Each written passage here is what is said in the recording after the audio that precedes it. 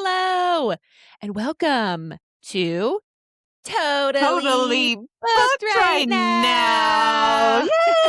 Now. Yay! Ah, Well, here we are. How are you? I'm doing great. How are you? I'm so good. I'm ready. I'm always excited. I guess I should Mhm. stop saying that every single time. Mm, Mm. Today's episode, we are covering A Court of Wings and Ruin by Sarah J. Maas, Part 2, Cursebreaker, chapters 11 through 20. Mhm. Let's see what Lucien and or not Tamlin. Tamlin's gone. Let's see what Lucien and Feyre are up to. Bye, Tam We Tam. left that guy. I know. That's what I was just going to say. Is a brief little recap. Mm-hmm. Lucien and Feyre just went into the cave to go to the autumn court, like the weird cave portal system near the mountain that you go in Right. the cave in one area and you shoot out somewhere else. Okay, everybody? All right. Yeah, totally. Feyre and Lucien come out of the cave mouth, swords at the ready, but there are no autumn court sentials to greet them. Her and Lucien are still wary, though, because they have not regained their magic yet, and Feyre wonders how she had ever survived without it. Right. Relying on it immediately. It's like the internet. It goes Mhm. out and you're like, what the What? What am I going to do? Oh my God, this is The terrible. internet is out. Stop trying to Google things. Their only goal is to quietly and steadily head north until her magic returns and she can shout down the bond to Rhys to come get them. Lucien found them a shallow cave to sleep in for the night, and he told Feyre that he used to use it when he would go out hunting before he had left the autumn court for good. It's kind of musty and gross from lack of use, but it's shelter, and they're hidden from the entrance, so it should be relatively safe. As they're getting ready for bed, Lucien looks at Feyre and is like, "Wow, you actually planned all of this, didn't you?" I mean, not super duper well, but Well, we thought she did really good, and she thought she did really good. And then she was kind of right foiled. until the end there. Yeah, right. Until the very last. I mean, they still came out ahead, which Yeah, they got out. they did. But you're right. She did plan it, but maybe not as well as she Yeah. thought she did. But they don't have the internet right now. I mean, magic. So, I know. They can't. Yeah. Farrah's like, yep. Then looks at all of the food that they brought with them and is like, yeah, this probably is not safe to eat. We'll need to get some more supplies tomorrow. But Lucien doesn't like this change in conversation. He recognized her light in Hybern as the same as his day court friends, and he knew it didn't do what she claimed it did. Well, then why didn't he rat her out to Tamlin? He's always been pretty good at that. He says that he didn't tell Tam for 2 reasons. Number 1, it would be like kicking a male while he was down and extinguishing any hope he had left. Both Feyre and I snorted at this just a little bit. yeah. But I mean, also, poor Tamlin. Like, that does suck. What's worse than Feyre not loving him? Knowing he let Hybern in for nothing. Like, I can see why you'd want to be in denial about that. Well, and maybe Lucian's like, maybe she'll come around. Maybe it's not as bad as I thought, kind of Like, I thing. really hope I'm wrong. Yes, exactly. The second reason he didn't rat her out is because if Lucien was right, Feyre wouldn't ever let Lucien see Elaine again. Feyre accuses Lucien of only going along with her now to get to Elaine and tells him that Elaine is safe. Period. Lucien doesn't believe her, but Feyre tells him, if I believed for one moment my sisters were in danger, no high lord or king would have kept me from them. Mm-hmm. Yeah. Another question I had around this point is like, what really is the point of Rhys acting like such a dick all the time? Like, purely to protect Valaris? I mean, you think he could be not such a dick, at least to the other high lords in court, and still protect the city and keep it a secret. Right. And when you made this comment, I was thinking about it a little bit and I was like, I agree. What is the point? Like, is the point just if Valaris needs to be kept safe, but what are they keeping it safe from? Like, the courts are not having inner fighting between each other. Like, I guess I just don't really understand the point of that. And then it's also like the night court rulers historically are just jerks. So is it like, sorry, don't really care what you're like, kid, but you have to act this way. Right. The first one was like, okay, we're going to keep this city a secret, and also we're going to be dicks. Yeah. No exceptions. Yeah, I don't really know either. I mean, I can understand, I guess, Maybe not just trying wanting to keep people to enter the city, and right, it's like you don't really understand the culture, and they're anti-immigrant. maybe a little bit. um, okay, so we've established this with, Lucian is like, okay, so you had all these things in plan, in motion, but what were your plans for me? Was he going to be spared from her warpath in the spring court? Lucian would have been fine. Not a big deal. She's like, don't worry about yourself. Mhm. And Lucian asks, well, then what about Tamlin? Were you going to kill him and just didn't have the chance before you left? She responds that she thought about it, but slitting his throat wouldn't have gained her any allies in the upcoming conflict. That would have been so crazy if she had It, actually killed Tamlin. yeah. I said it she's a total sociopath if you cross her. Not a single flicker of remorse. It's all, like, being practical. It's like, I thought about killing him, but, like, it would have been a lot of paperwork, basically. No, exactly. She's just like, I mean, I would have if I could have, but R politically speaking, that would not have gone over well. And it's like, right. that's You the used only to reason? love him. I Clearly, mean, he's it was, abusive or whatever, but it wasn't very deep, that love, for sure. mhm. So, can they please fight, though, when their echoes can't be heard in this cave? Farrah's like, we're getting a little loud. We don't know how safe we really are, and we have no magic. Stop it right now. Mhm. Feyre is too afraid to fall asleep in case Lucian decides to jump her in the night, and he tells her that his father will kill her if he finds out she has some of his power. She tells Lucian that Baron can get in line. Right. Him and everybody else. But also Lucian Exactly. says for taking his power, and I will harp on this till the day I die. The power was given. Even if you didn't intend to give her power, she didn't take anything from you. She I was know, dead. and you, Gave her your well, sparkle. I know we've talked about this. We don't know how persuasive Rhys was with the other High Lords. Right. Maybe a little more than just persuasive. I don't know for Right. sure. Yeah, yeah. We don't know. Yeah. Nobody knows. But yeah, Mhm. just, well, when is it just a pride thing? Like they can't even think I would to have given up assume. some of their powers for someone else? Like, I don't know. Yeah. I mean, all of them just seem very, this is my court. Hmm. This is Yes. my throne.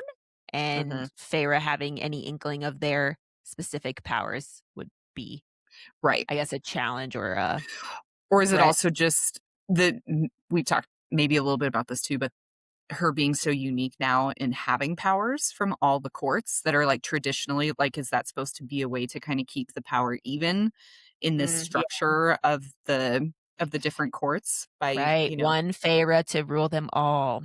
uh-huh. Mm. Mm. So, needless to say, neither of them sleep well. They're both sleeping with one eye open. And unfortunately, their powers still haven't returned. So, their only option is to keep heading north.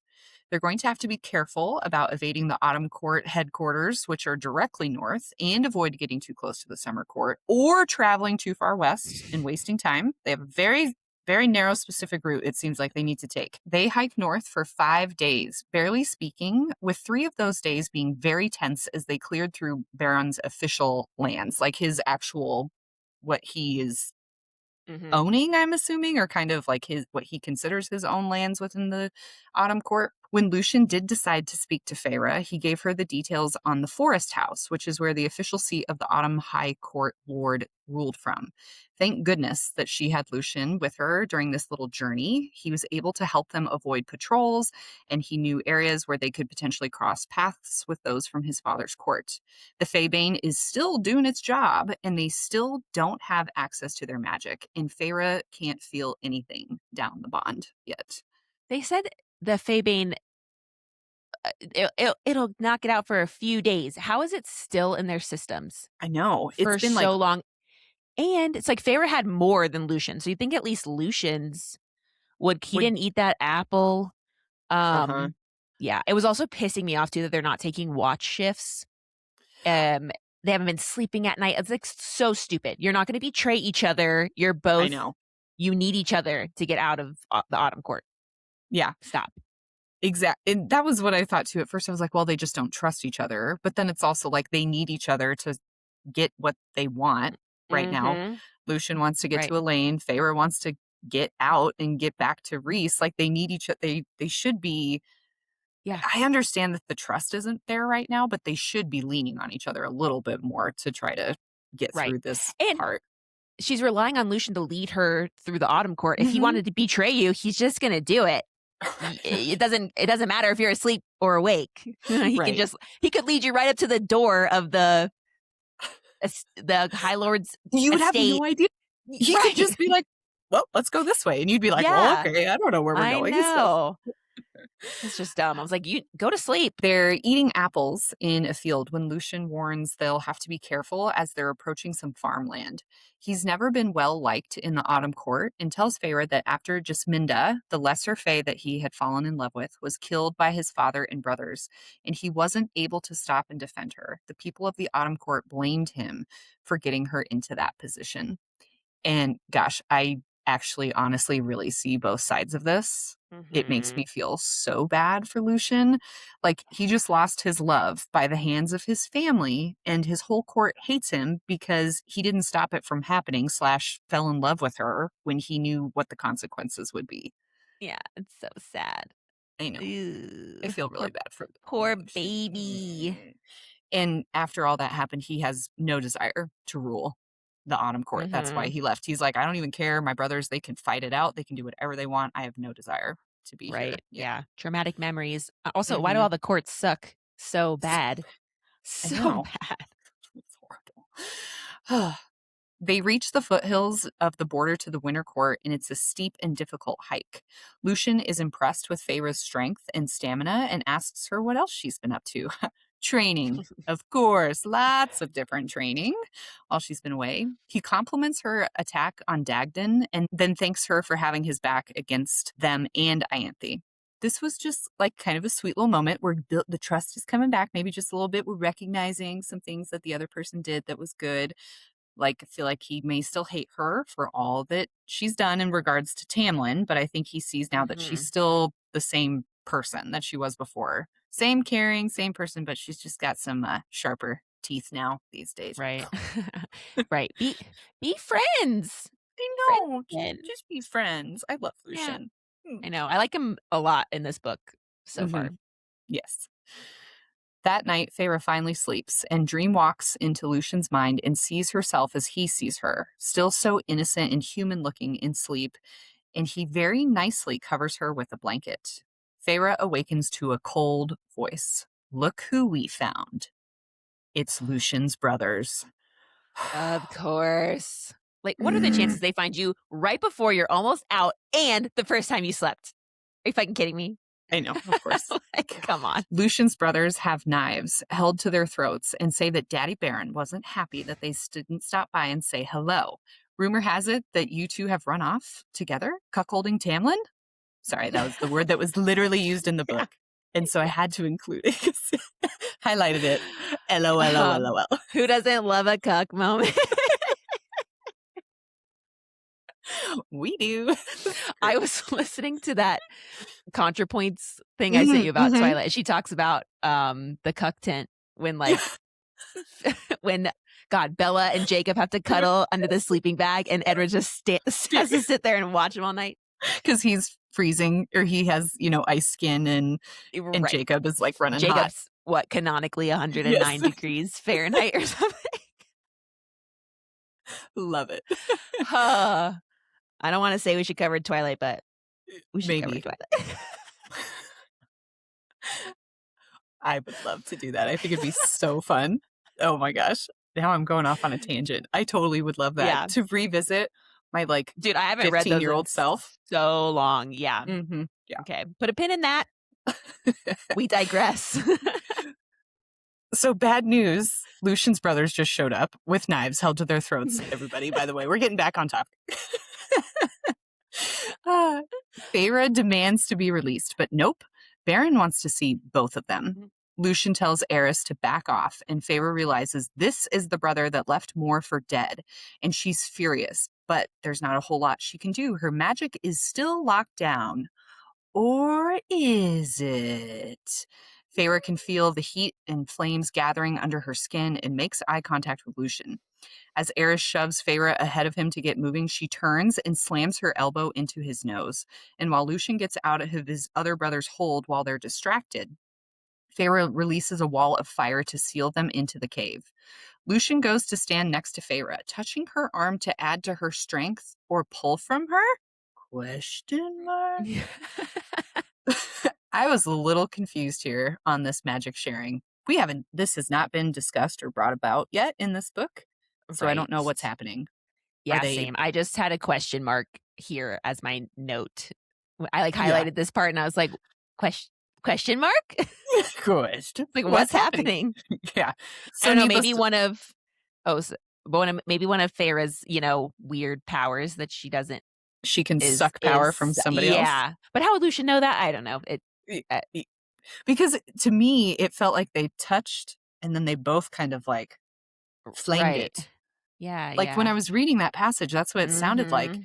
And I'm like, okay, you haven't read Zodiac Academy, but I was like, what No. in the Zodiac Academy is happening right now? Because Yeah. that's, Like, could we have some precedent for this, yeah, please? what's going on? Yeah. They Hmm. explain it in that book, at least, what's going on. But Right. anyway, Lucian starts blasting his magic to the roof of the cave to try to get it to cave in. It does, and they turn to run off into the night. All of their supplies were in that cave. Yikes. Hmm. They trudge through the snow and ice, and Feyre knows that if she was still human, she'd be dead. Ugh, but you're not, so shut it. I mean, I get Just for what you. I know.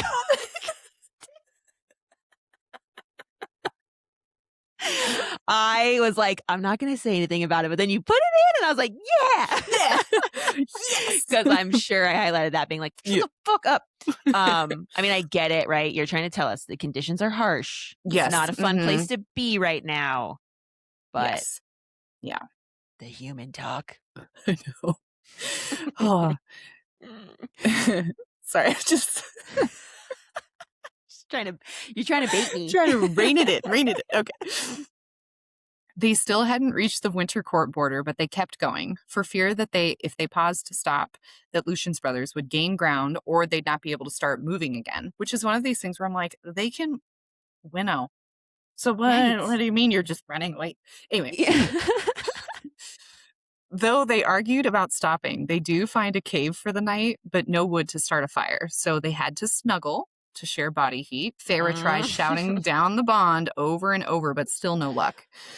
Lucian asks Feyre to tell him about Elaine, and all she can really tell him about Elaine is her love for gardening and flowers, and that she's like light and wonderful and blah, blah, blah. But I'm like, nothing.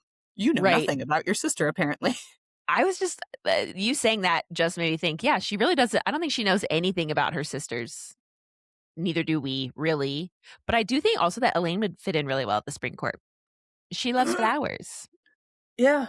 Oh, you're I don't have a theory about that at all. yeah. Placate Tamlin with I know. Mm, with Elaine. Go This ahead. is Feyre, the lesser version of Feyre.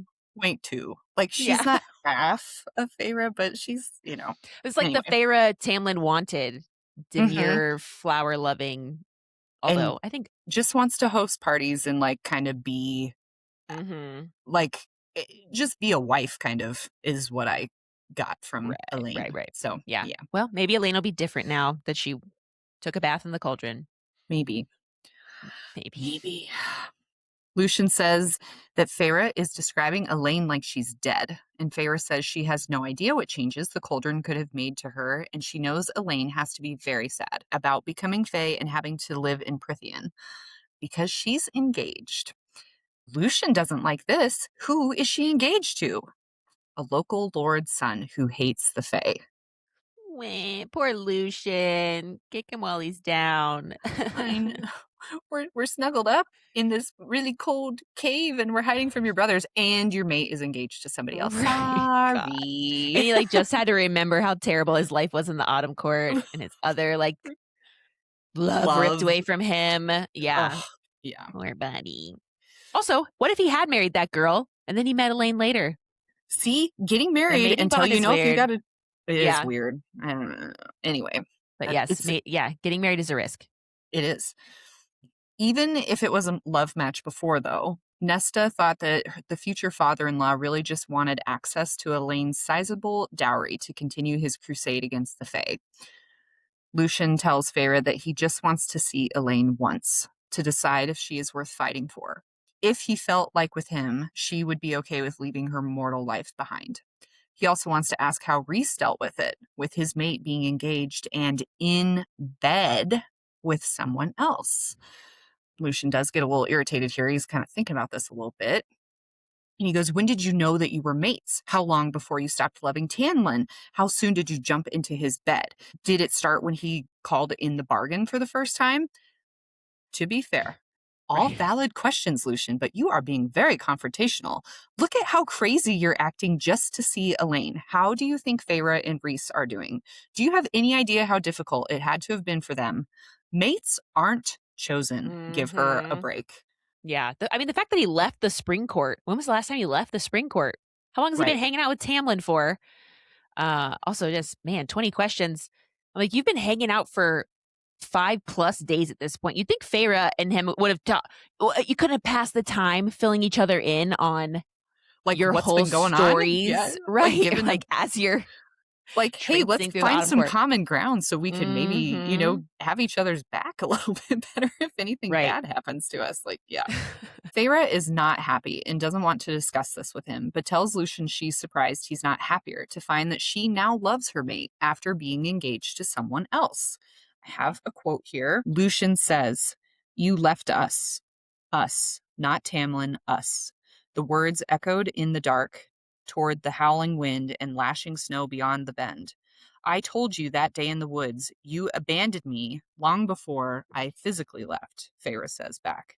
She shivers again, hating every point of contact, but she so desperately needed the warmth from Lucien. "You fit into the spring court as little as I did, Lucien. You enjoyed its pleasures and diversions, but don't pretend you weren't made for something more than that." His metal eye whirred. "And where exactly do you believe I will fit in? The night court?" I didn't answer. I didn't have one, honestly. Poor Yeah, Lucien. Lucian's sad. Yeah, that Feyre left him. Well, Lucian, maybe you should have picked Feyre's side I instead of know it. Done a little crazy bit more. Tamlin's. Oh, it's so hard. I mean, him Yeah, and well, we know Lucien was not alive for the war 500 years ago, but right. he's at least a couple hundred years old. He's not like Mhm. so I can understand. Like Right, if you've yeah. been friends with someone for that long, it's probably hard to go against them. I get it. Yeah, yeah, It's yeah. I but mean, at I'm the loyal same to a time, fault to some of my friends for sure. I would yeah, be. I know. So then you're kind of like I get it, Yeah, but I now know, and poor it's also I don't think Feyre ever thought about the fact that she also left Lucian, I and don't think she did he either. might have been sad Yeah. that you know, that was never Mhm. something that she felt guilty about. Yeah. All Or the other really weird shit she felt guilty about. right. And I also just think that, clearly she also, I think, thought that Lucian would not have taken her side, unfortunately. Mhm. Well, yeah, I Like, I mean, he don't never really think did. he didn't Yeah. really prove to her that he would, and so I don't think that Mhm. he was ever part of the equation. Like, I don't think she felt like he was missing her, except for in the sense that he felt bad for his friend, that she was gone. Like, I think that Yeah. she didn't feel as strongly maybe about their friendship as maybe how he viewed what Mhm. was between them, kind of. So, Yeah, kind of sad. Yeah. totally. Feyre thinks she would do everything that she could as High Lady to protect Lucien if and when the time comes. They survive the night and finally cross into the Winter Court with no signs of Lucien's brothers or anyone, really. Feyre can also start to feel the Faebane wearing off, and they begin to cross the large ice plain on the other side of the small mountains they had traveled through. Feyre's thinking through Rhys's lessons on the Winter Court and who their allies are, their defenses, where their fortresses, etc., and is somewhat worried because they're a seasonal court, and those courts generally ally with each other, and they might turn them back over to Tamlin if they get caught. Luckily, they don't run into anything for another 2 days, but they also don't come across much shelter either. They start to traverse another frozen lake and decide that night they're going to risk using some fire to melt it down and create a little cave for themselves. When suddenly, Eris and two of Lucian's brothers are standing on the edge of the lake with flames to apparently melt the ice that they're standing on. Why did it take them so long to catch up to them? I don't know They if couldn't they have been just could. trapped in the cave for that long. No, you would assume that they could have. Right on their heels. 2 Yes. whole days? Like, I mean, maybe even more than that. I mean, if it caved in and they were somehow injured a little bit and they I had to, like, guess, yeah. recover, I don't know. Or if it caved in and it, like, took manual strength to move some heavy rocks or Right. Yeah, something, but maybe you're there right. was something, but But you're right. it is a little suspicious that it took them that Mhm. long to get there, Right, so. right. It's a cat and mouse game. Mhm. Eris puts his fire hand down on the ice, and Lucian and Feyre start sprinting to the opposite direction. The ice starts cracking and breaking towards them. Lucian shoves Feyre to the side just as an arrow embeds itself in the ice where she just was. They're now running through puddles, trying to dodge Eris's fire that's melting the ice quickly, while the other two keep firing arrows at them. Really brief. I am imagining like almost like a video game where they're like running like Mhm. this, and there's like like arrows are coming back Yes. and forth Yeah, at yeah, them, and they're yeah. like trying to dodge and stuff. It's like kind of Yeah. comical, but not. Yeah. I know. I feel like there's a scene from a movie that I'm Yeah. almost about to remember. I can't remember I, it, like, what it I is, know. but yeah, I It's probably going to can come to me imagine it. mid Right. sentence coming up, so I just I'll apologize be, in like, advance. listening to this episode later and be like, "Damn it! If I Yeah, remember that's to what it say was. that." Ugh. Feyre decides she doesn't care if they see her power. She starts shooting ice out to refreeze the areas that were melting and thinks that if they could just clear the lake and have them pursue them, she could then unfreeze the lake while they were chasing them. How big is this lake? Things are said where it, like, seems small, and then other things where it seems humongous. Pharaoh was Well, like, "How long are these gonna take us to cross? We're gonna need a shelter?" And then they're they're like, "We're never gonna make it across before the" I'm before like, "It the ice, seems big." Yeah. and also like how far away from the shore were you when you first noticed them? Or like were they tracking Mhm. you and waiting for you to get out into the middle of the lake? Like Right. it's just Yeah. a little, yeah. So Feyre goes to tell Lucian her plan when Eris appears in front of her and shoots an arrow at her. She tucks and rolls, and it just grazes her cheek and ear, but the second shot goes through her forearm and it takes her down to the ice hard. She rips off the fabric of her shirt and around the wound, then breaks the arrow and pulls it out of her arm. Eris strolls up, still melting the ice around her, and tells her that he will either melt the ice, let her go under and let the ice reform, then have her beg him to help her out, or she can just take his hand now. Either way, she's going with him. Lucian is off to the side, with one knife held out against the other two brothers. Feyre uses her light from Daycourt to try to temporarily blind Eris and runs in the other direction. Oh, if only she could just get to the shoreline, but foiled again. Eris winnows directly in front of her and backhands her, then punches her in the stomach. He first shoves a gag of fire in her mouth and then binds her wrists and legs with fire as well and grabs Feyre by the hair and starts dragging her across the ice towards the shore where there was a waiting party of sentries. But, like, rookie mistake. Why wouldn't you just winnow away with her immediately the second you can touch her? I know, and if it's just Feyre and Lucian versus you three, like, you know what I mean? Like, Mhm. why would there even be sentient? Like, why is, Right. Where did they come from? Were they there the first time? did they go back and get backup? Maybe. Maybe they thought that, something was going to happen. I don't know. Mm. Interesting, though, for sure. When a shadow slammed into the earth before us, cracking the ice toward every horizon. Not a shadow, an Illyrian warrior. I get fucking chills every time. Let's go! Whee! It's Cassian, and he's not dead or hurt, but he's whole. Remember, last time Feyre saw him, his wings were shredded in Mhm. Highburn. He's ready to go, especially up against that bastard Eris. When another impact struck the ice behind us, shadows skittered in its wake. Asriel. Rescue fantasy. Feyre is overcome with emotion. They are both alive and well and here to kick some ass, and she just starts crying. I suggest you drop, my lady, Cassian tells Eris and locks eyes with Feyre. Fuck yeah. Fuck yeah. Fuck yeah. Part of their training has also been how to get free from a captor's grasp. Eris doesn't notice Feyre swing her bound legs around and kicks him right in the goods the pee-pee, which causes him to bend forward in pain where his face meets Feyre's bound hands. She hears his nose bone crunch, and he lets go of her hair so she's able to crawl away when Cassian leaps in, sword at the ready. The sounds of their swords hitting each other clangs across the ice, and Feyre looks up to see Azriel and Lucien fighting his two other brothers, while Azriel is also using his siphons to create a wall against the arrows being fired from the sentries on the shore. Feyre is still bound by Eris's fire, and Feyre wills the ice in her veins to snap the ropes free. Cassian stabs Eris in the gut, and Feyre tells Cassian to stop. As validating as it would be, killing 3 of the Autumn High Lord's sons is not going to go over well. Azriel and Cassian stop immediately, looking to Feyre for future direction. Azriel flicks blood off of his blade and comes to stand beside Feyre. He says, "You all deserve to die for this, and for much, much more. But I'm going to spare your miserable lives." Feyre lets the glamour fall from her right arm where the mating bond tattoo becomes visible, which also somehow indicates her status.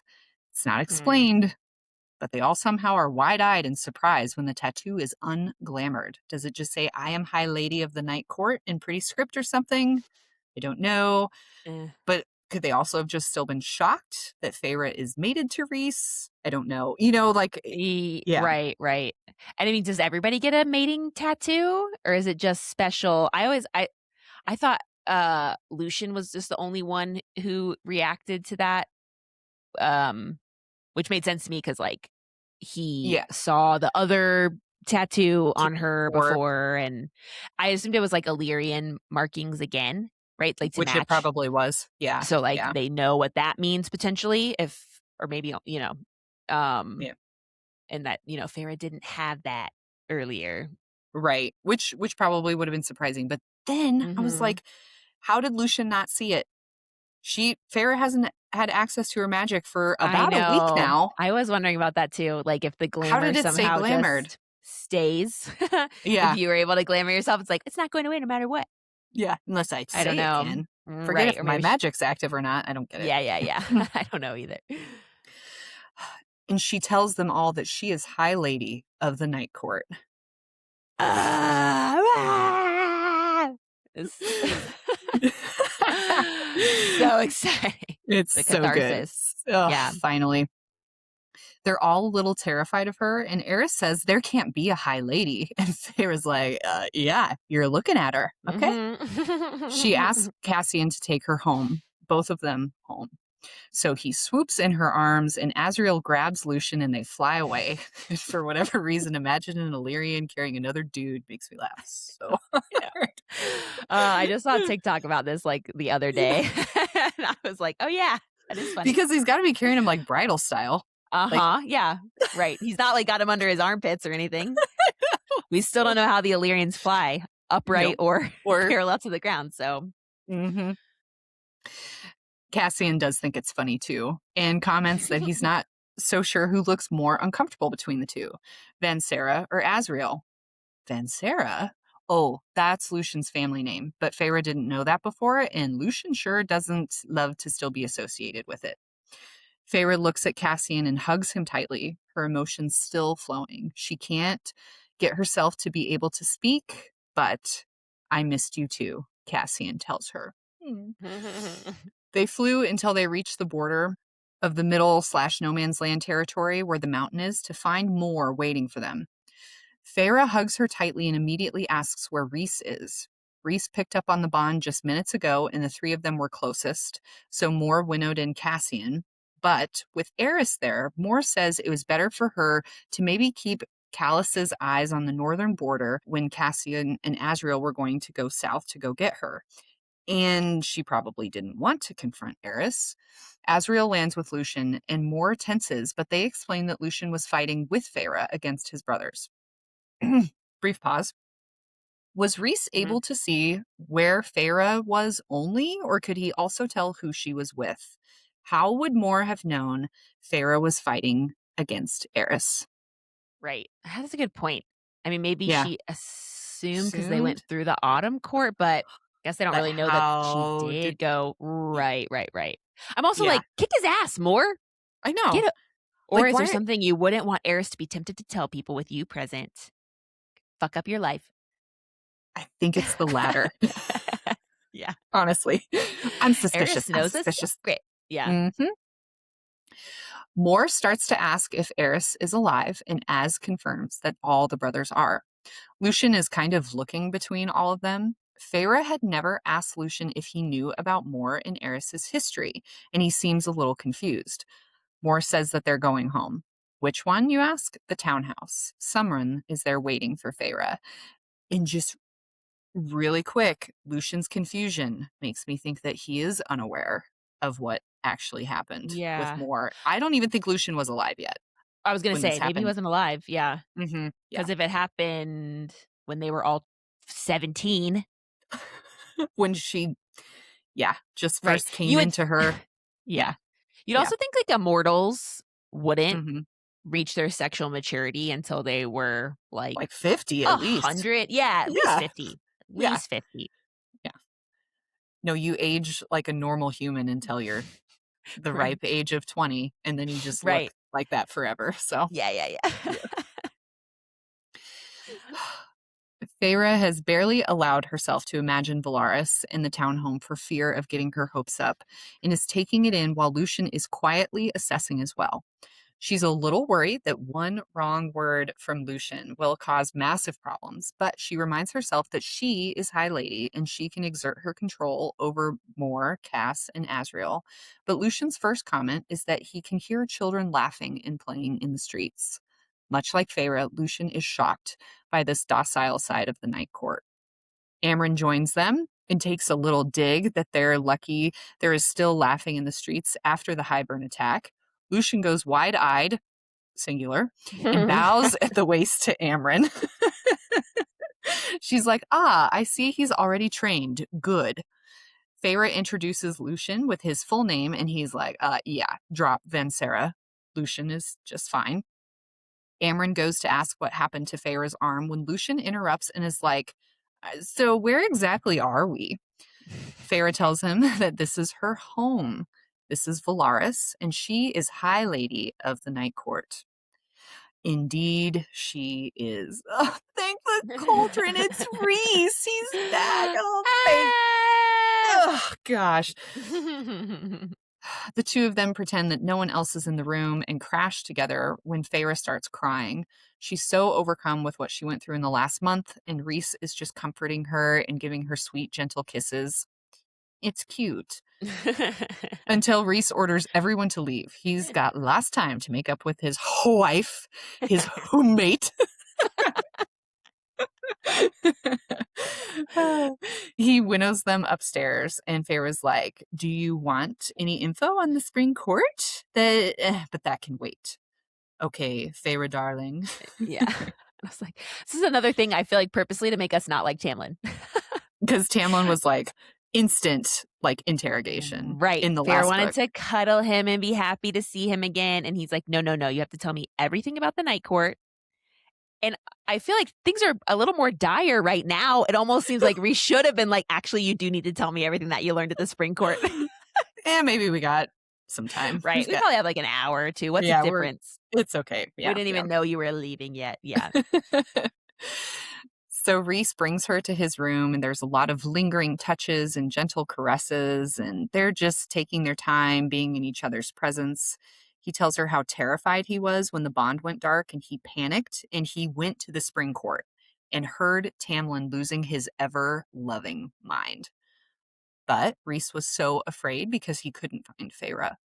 Feyre explains they used the tunnel to go to the Autumn Court, and then explained being drugged with the Faebane by the evil twins. Rhys is happy to hear Feyre and Lucien killed them. Has Hybern sacked the Spring Court yet? She asks. Nope. But Tamlin's got people deserting his court left and right. No one trusts him and are upset that Hybern terrorized Feyre into fleeing. Her master plan really did work, at least that part of it. Right? So Yeah. impressive. And I do kind of feel bad for Tamlin a little bit. I know. Oof. Yeah. Just sucks. Yeah. Poor Well, dude. yep. Lost your bride to be and your bestie. Mhm. And you got enemies coming in to your lands Right. now. Not And good. everyone's mad at you. Yeah. Rhys isn't too sure what's going on with Jurian and Ianthe, though, but that was some impressive handiwork Feyre used on Ianthe. Get it? Wink, wink. Ah. And Ianthe hasn't appeared to have left her temple since everything went down. Feyre thinks, good. Perhaps one of those pretty acolytes of hers would get sick of her sanctimonious bullshit and smother Ianthe in her sleep. And I was like, fucking yes, Feyre. Go on.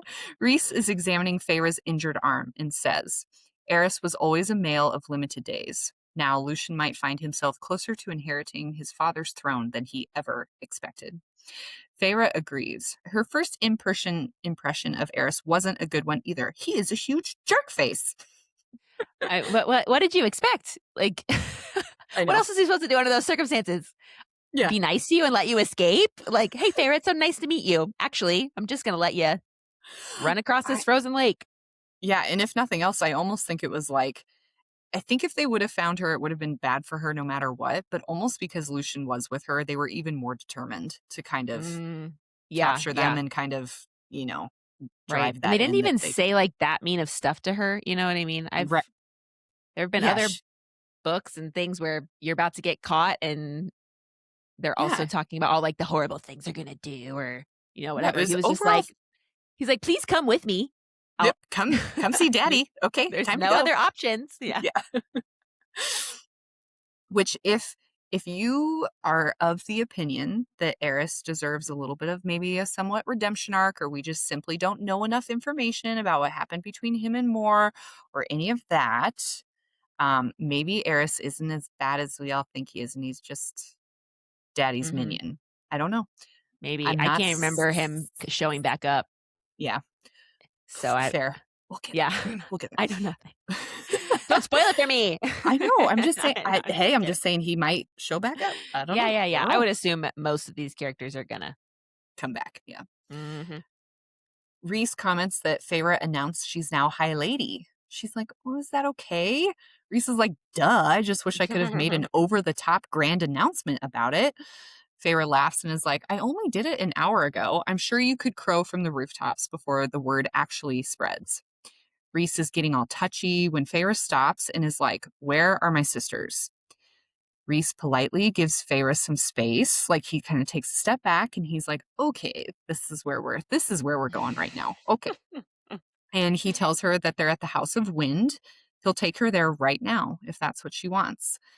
So he's putting aside his own wants and desires to have some alone time with her, to take her to his sisters, which is very nice of him. She's like, are they well? He's like, they're safe, which Feyre notes is not at all the same thing. It's like, oh, so that's a hard no. That's him trying to They are not nicely, well. Yeah. yeah, that is him trying to figure out a way to be like, things are not great, but they're alive, is basically how Mhm. I feel. Right, right, right. Feyre tells Rhys that seeing Cassian and Azriel healed and well made her so happy. But where was Rhys once the bond reconnected? Rhys confides that he's been playing Spy Master while Azriel's been healing. He wants to do the horizontal tango with Feyre so bad, but she keeps pestering him with questions. Rhys was at the Human Queen's palace, if you must know, trying to do some recon alone. Feyre doesn't like that one bit, but she wants to know, is there something else happening? That's the thing. It's been awfully quiet since the Highburn Spa day, so they're trying to figure out what's actually happening. Rhys is sorry he wasn't there to help Feyre and bring her back. Feyre realizes, of course, she wasn't the only one working, though. Rhys wasn't just sitting on his ass waiting for her to come back. There's still a lot of shit that needed to be done in regards Okay. to But everything happening. but Yes. what? Like Feyre was actively missing and you had no idea where she went. You just knew she left the spring court and you left the country. That's Yeah. wild. That is like this in that specific moment, why he was there Right. instead of. And not only that, but I'm just shocked because you have to assume that there's only so many places that they could go Yes. logistically. And maybe he would have thought that she would have tried to avoid the autumn court because of, he didn't know Lucien was with her. But then that just really drives home the point that he didn't know who she was with when the bond reconnected. I don't think. I think Moore's got Yes. something else. Like, how did this all. Right, right, and you Yeah. went to the spring court, and couldn't you, like, smell her or something? You couldn't try to, like, follow her Yeah, her scent's trail not gone or just because her magic is gone. right, and, I mean, I was thinking that too, because I mean, if you know she's gonna use the tunnels, the autumn court really is the only one that makes sense because you can't go to the summer court. You got the Right? blood A rubies. You ruby. can't go Mhm. under the mountain. It's a dead end. But I guess too, if he didn't know her magic was gone, maybe they could have winnowed further away. Yeah. His Although your bond is completely not shut working. off. Yeah. Yeah. So it was just crazy to me that you were in the country because you went to the spring court. You know Yeah. Feyre's missing, and instead of like going out of your mind and trying to figure out where she is, you just go do some recon on the continent. It's a What? little yeah. Yeah. I didn't like that. Yeah. He could have You been didn't. literally doing anything else. He could have said he was stuck in the court Mhm. nightmares and couldn't leave. He could have said that Right. he was doing this previously while she's been gone, but Yeah, right at that exactly. Like very moment, when you know yeah. she's in the spring court, sure, go Yeah. wherever you want. You know where she is, your bond is still connected, Yeah. blah, So blah, blah. it's But odd. Very mm, odd. mhm. Hmm. Hmm. Rhys tells Feyre he missed her every moment she was gone and that he missed everything about her. Things get very sensual and saucy, but Feyre hasn't bathed in days. And while Rhys licking her clean sounds fun, gross, apparently to them. Not to me. We've talked about this. No, Yeah, absolutely yeah. not. She opts to take a real bath solo. I mean, thank fucking God. I was like, if she does not bathe first, I'm throwing this book. I was like, do not, do not, do not. Um, so Feyre kind of gives Rhys some shit that he drew her a bubble bath, but I think it's cute, Yeah. personally. Rhys can use magic to remove the dirt and grime, but doesn't actually clean the skin, so a real bath is necessary too. He like did one of his finger snap things like he did Mhm. under the mountain to like at least make her appear to be physically clean, Yes. but she's not. I mean, I feel like that would be easier to get clean Right, right. afterward. Yeah. Feyre gives Rhys a little strip tease and coyly comments that it's too bad the bath isn't big enough for two. Rhys says a design flaw and one I shall remedy tomorrow. Feyre may or may not have given Rhys a show while washing herself and gets both of them very riled up. Feyre can tell, if you know what I mean. There's some very sexy banter. Can I touch you here? Some finger sucking, your minds, and them getting all their pent up sexual energy out. Whew. It's a pretty nice little scene. It's chapter 14, in case anybody was wondering, near the end. Once they're Mhm. done, Rhys tells Feyre he missed her, not just what they'd just done, but talking and laughing with her and having her as his friend. Feyre promises that they'll never part again. Quite the promise with war on the horizon, but I get it. Mhm. I was like, Like, "Feyre the not, liar," I mean, just like the book says. maybe just not voluntarily. Is that what she Mhm. means? I don't know. Feyre and Rhys come down the stairs to Cassian, Azriel, and Lucien. Cassian tries to play all innocent, but Feyre can tell that he is just waiting for Lucien to make one wrong move so that he can kick his ass. There's this really funny thing where they're like making eyes at each other, and it's this visual of them silent fighting with their eyes is like so funny. They're like, stop it. Feyre is fretting over Lucien still being in his growth's clothes when Rhys steps up next to Feyre, and the temperature in the room drops a few degrees. It did kind of feel messed up that they didn't let Lucien bathe and change clothes. I'm sure he had plenty of time while Rhys and Feyre were upstairs. I know. At least an hour. I know. Unless all the bedrooms are upstairs. I don't know. I, Yeah. Well, I mean, you know, they could go I anywhere. know. You think but they all left too. They didn't just I know. stay in the townhouse, right? Yeah, I don't that's know, true. but I mean, I whatever. could I guess he's see the enemy still or whatever you wanna say. I could see Lucien being a little shitster and like declining Cassian Mhm. and Yeah, Azriel yeah. offering him to like I you know guess what I that mean? too. Maybe he was They like, were "No, like, thanks. I'll Do wait." you wanna like shower? No, I'm fine. Okay, sounds good. We'll just sit here then.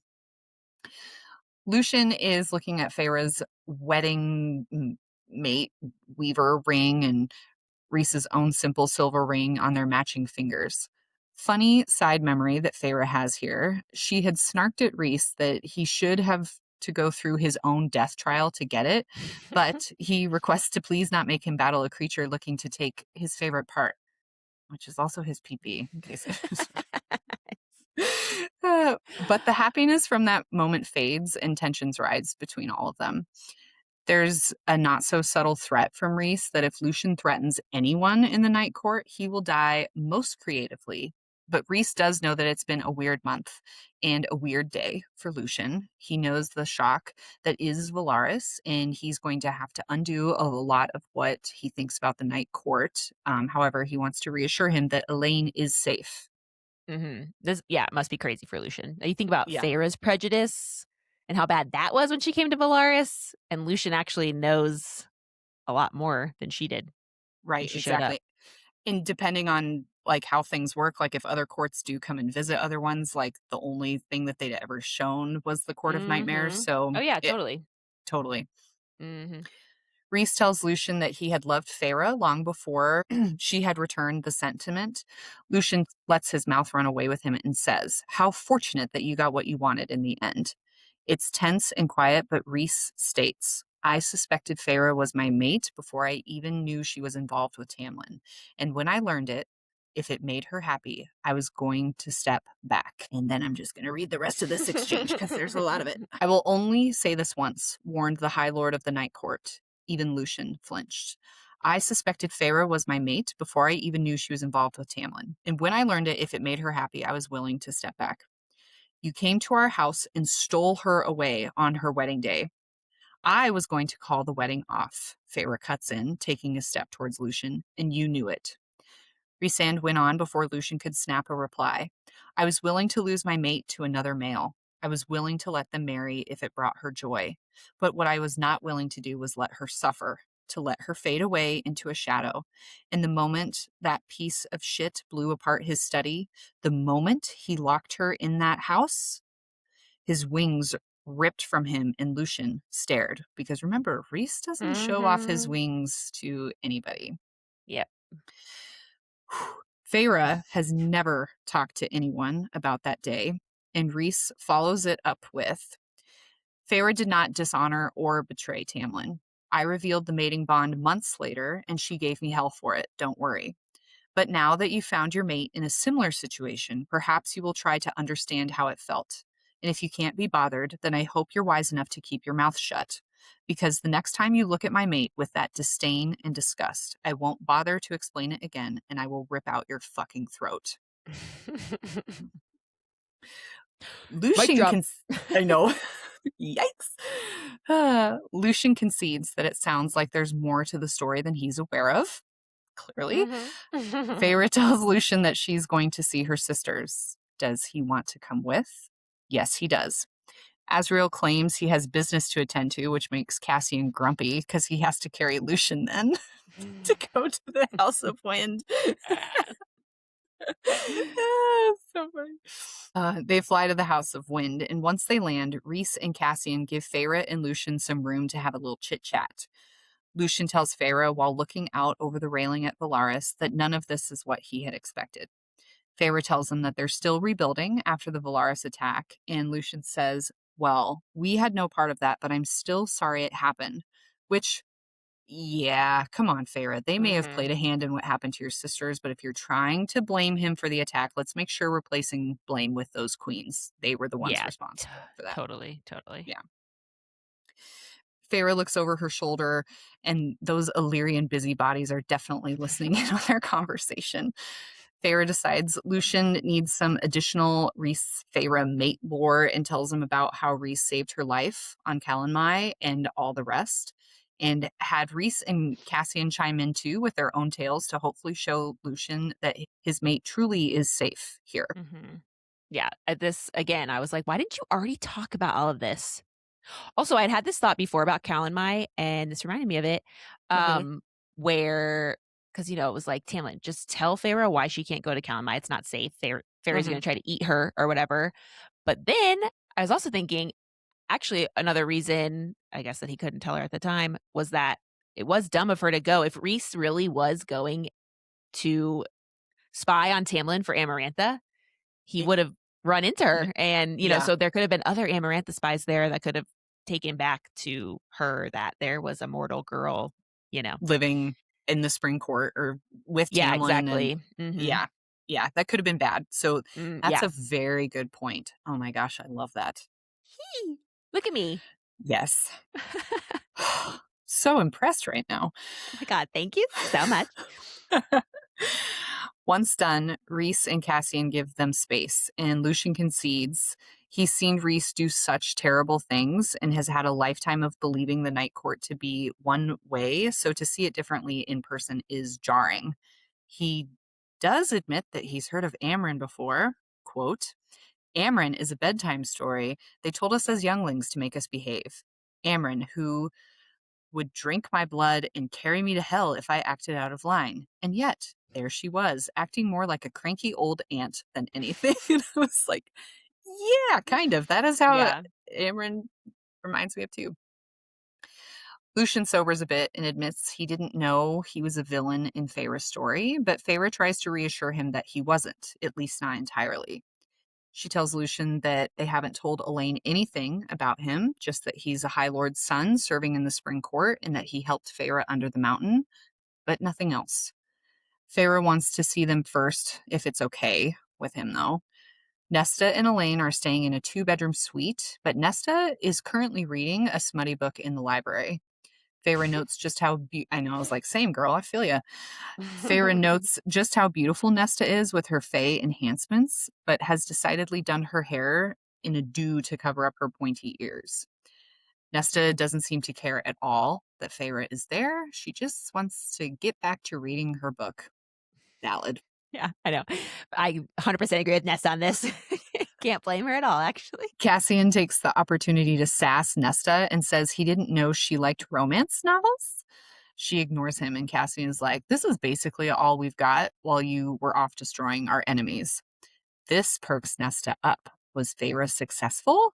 Maybe. Only time will tell, but Ianthe suffered, at least. Nesta is like, cool, good news, I guess, but why are you here? Feyre just wants to see her sisters and see how they're doing. Now that we're one of them? Eh, Nesta, Right. she's just Like, raging bitch, I still. just got back. I just Oh, wanted to God. check on you. Nesta says, I get to be young and beautiful forever, and I never have to go back to those sycophant fools over the wall. I get to do as I wish, since apparently no one here has any regards for rules or manners or our traditions. Perhaps I should thank you for dragging me into this. Ouchie. That hurt from all the Mm, way over here, Nesta. What the or just be like, "You're welcome then." Uh, Oh, God. also, I mean, you were fucked no matter what. The second Feyre got dragged into Prithian, sorry, it doesn't matter that, I don't know, Feyre came back ever. Like, I know. I you were know. fucked. She just, yeah, exactly.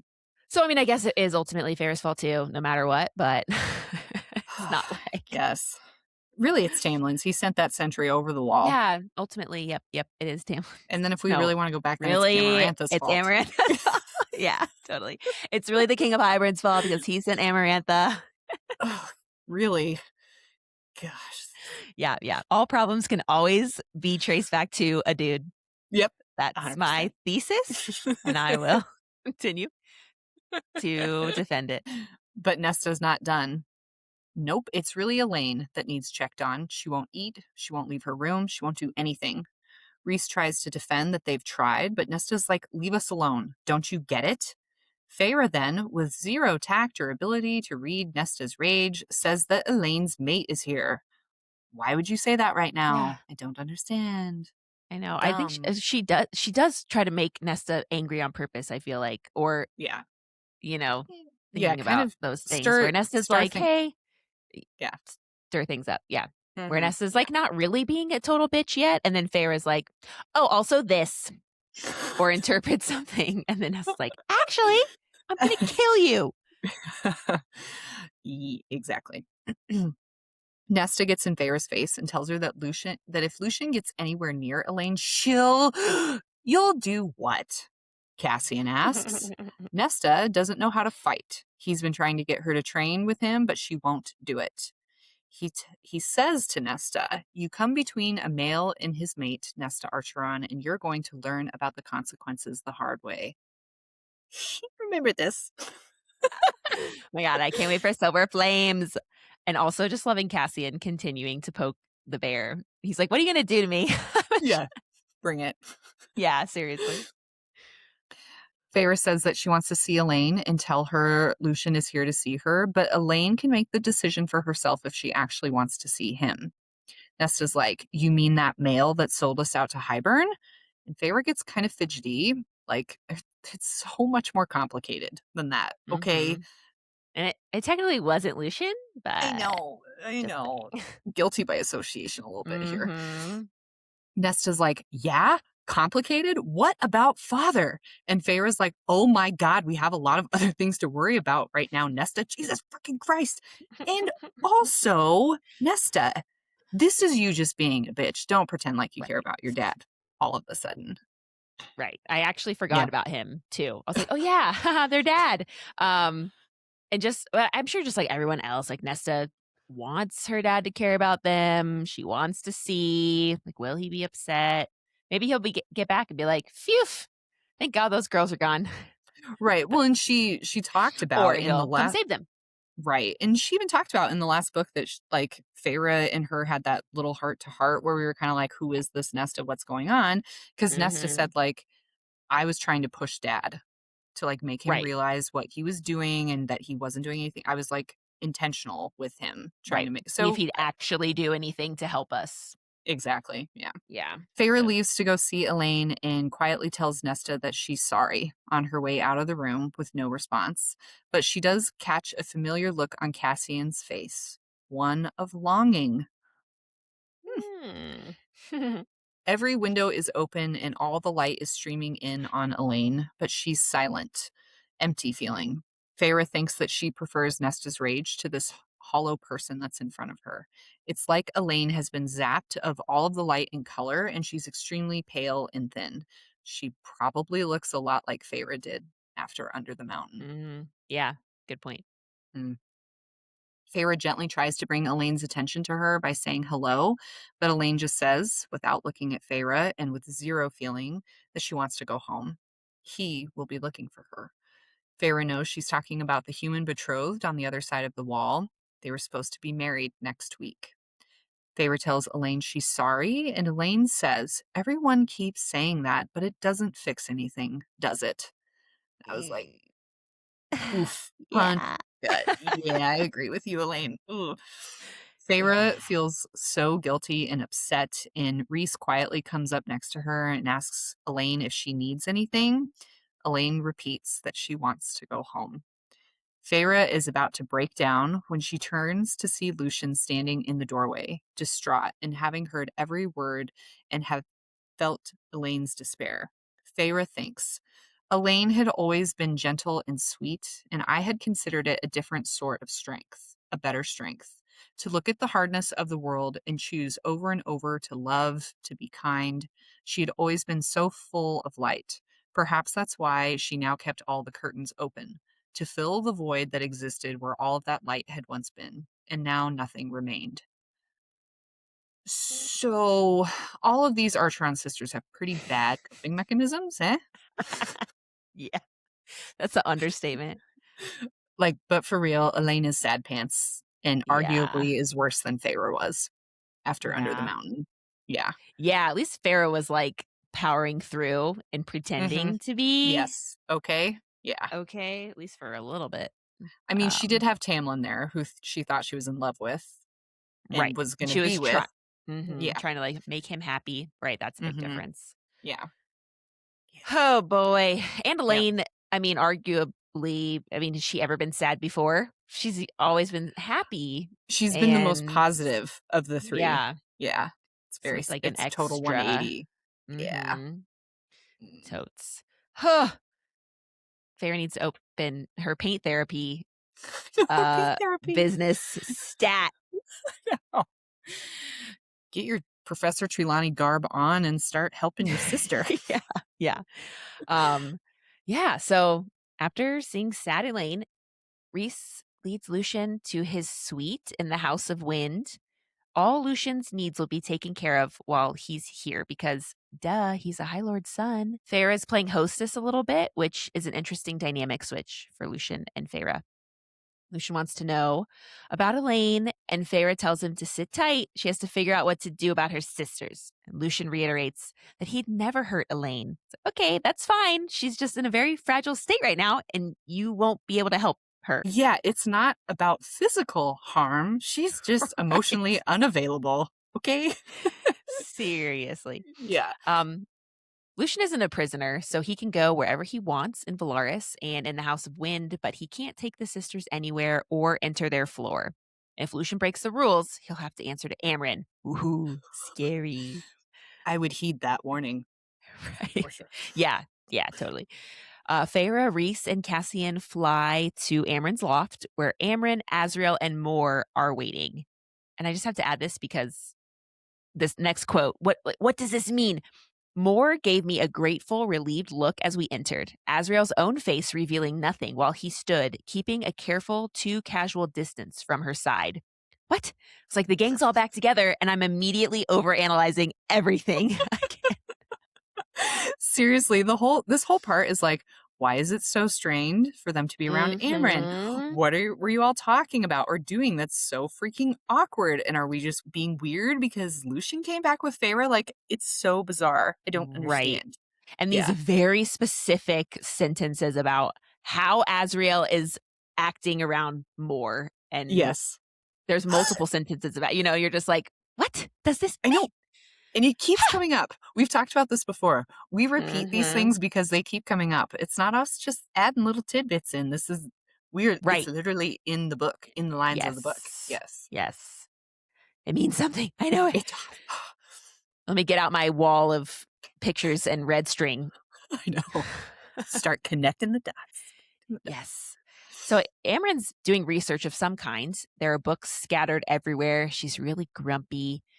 The first thing Amren tells Rhys when he arrives is that Rhys should kill Baron and set up Lucian as High Lord of Autumn. Things will be a lot easier. Noted. Feyre takes a poll about how long everyone thinks it'll take Lucian to try to see Elaine. That's just a funny. Yeah. Cassian's like, I think it'll take 2 seconds. Yeah. Nesta might kill Lucian though if he tries, except she refuses to train, so Lucian can probably take her. Cassian really wants to train Nesta, and he takes personal responsibility for Nesta's cauldron bath since he wasn't able to stop it. It seems pretty clear that the rest of the circle is having trouble keeping their mouths shut about how Cassian should cease and desist. Cassian doesn't blame Nesta, though, for being the way that she's being. Quote, she was violated. Her body stopped belonging wholly to her. End quote. Also, just like with Feyre, Nesta really doesn't seem that different than she was before. She's still a little testy, prickly. Mm-hmm. I don't want to call her a bitch, but she's kind of a bitch. Yeah. Now she just has something like legitimate to be super angry about. I mean, I guess she did before too, but you get what I'm saying. Exactly. She is just basically the same. She just has more valid reason to be super or like a grumpy new about it. thing to be a Mhm. new Yes. fresh thing to be angry Yes. about that she like I mean, hasn't had time to process. Yeah, poverty was probably tough. And like I could understand you not being super Right. happy with that situation. But now, Yeah. but now your life has totally changed as well. I know. I know. You just But if haven't like figured your out only how family was great your it is. dad, right? And your I know. And I'm like, sisters. yeah, And she didn't exactly. even try to re-enter society like Elaine did. Like they were talking about like these balls and like the season and all that kind of stuff. And Nesta's like, I don't really want to go do that. I mean, honestly, if I had only a dad who was gone, I had no other family or friends, and all my sisters lived in Prithian, I'd be like, this is pretty sweet. Now like I'm she was super saying, hot and get to live forever. I get to just sounds great. read and like, are you kidding me? Could you imagine if you had hundreds of years to read books? Oh my God. I'd actually get through my TBR. Oh my God, it'd be amazing. My current existing one. I wouldn't be able to add anything else to it. Yeah. Yeah. So Cassian doesn't blame Nesta for how she's acting. Also, he has some pretty serious revenge plans for the King of Highburn. Although, let's not forget, war first, then revenge. It does kind of feel like a two birds, one stone situation, though. Yeah, I bet like you could do hopefully both. if you're successful in the war, hopefully you won't need to kill Hybern, and it'll just Mhm. yeah. Right, right, Mhm. right. But I'm sure or, Come to him. a situation may present itself where you will get to challenge the King of Hybern one-on-one or something, I don't Mhm. know. Well, it's getting awkward around here. Amarin, why don't you tell us what you're working on and why Mor and Asriel were hanging out with you? Mor and Asriel were keeping an eye on the book. So as soon as the book is mentioned, Feyre can suddenly feel and hear it. Really? The horrible book that you could feel up in Tarquin's palace while it was buried underground? That book? You couldn't feel that book the second you got to Amarin's house. How is it not, like, creating, like, a Right. mass They I all don't know. hated it, the second they were Right. around it. They're like, "Oh, the book. I can feel its horrible Now I could power." That's true. Now I could see Amarin's apartment at least being warded, so it's not, like, externally going out into Valar you know what I mean? Like that? Right. But, Yeah, yeah, how totally. would you not get there and not feel like, I like, know. Yeah. immediately get hit with it? Yeah. You'd think the second she got there or, she's like, "I could already feel the book," or whatever, but Mhm. also, we've been talking about this for a long time so far. I guess it has only been maybe less than a minute that they've been at Right. Amber's house. Maybe there's that too. She was distracted. Mhm. The book starts talking to Feyre. It says, "Hello, sweet-faced liar. Hello, princess with," but Amren cuts it off. "Hey, I wanted to know what else the book was gonna call her.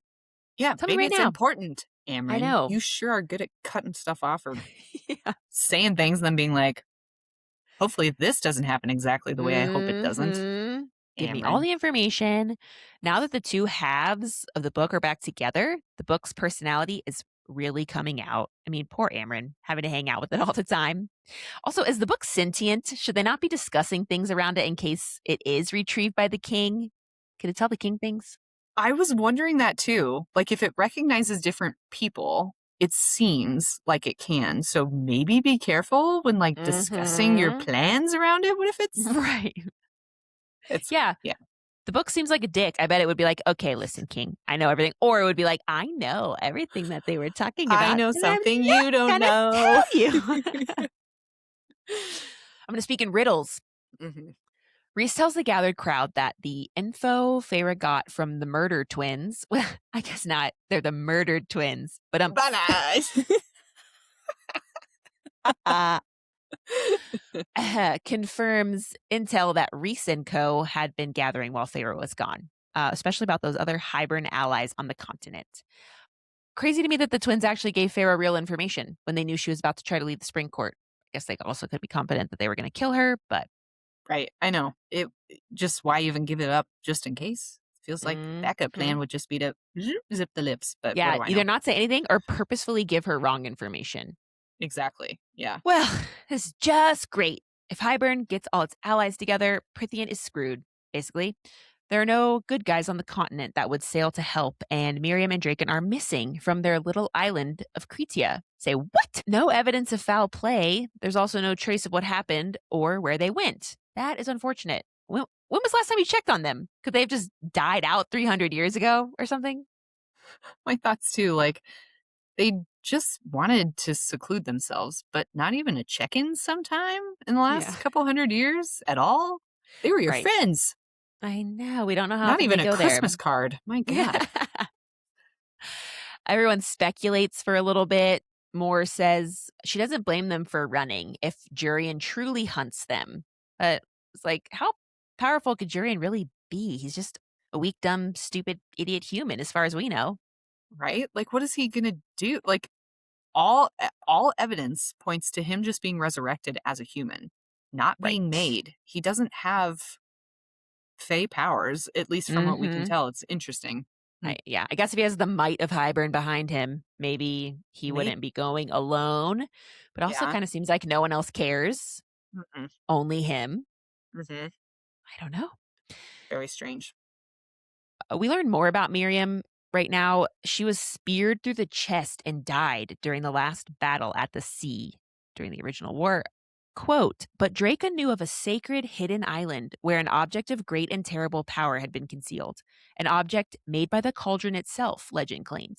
He brought her there to Cretia, used the item to resurrect her, make her immortal, as you were made, Feyre.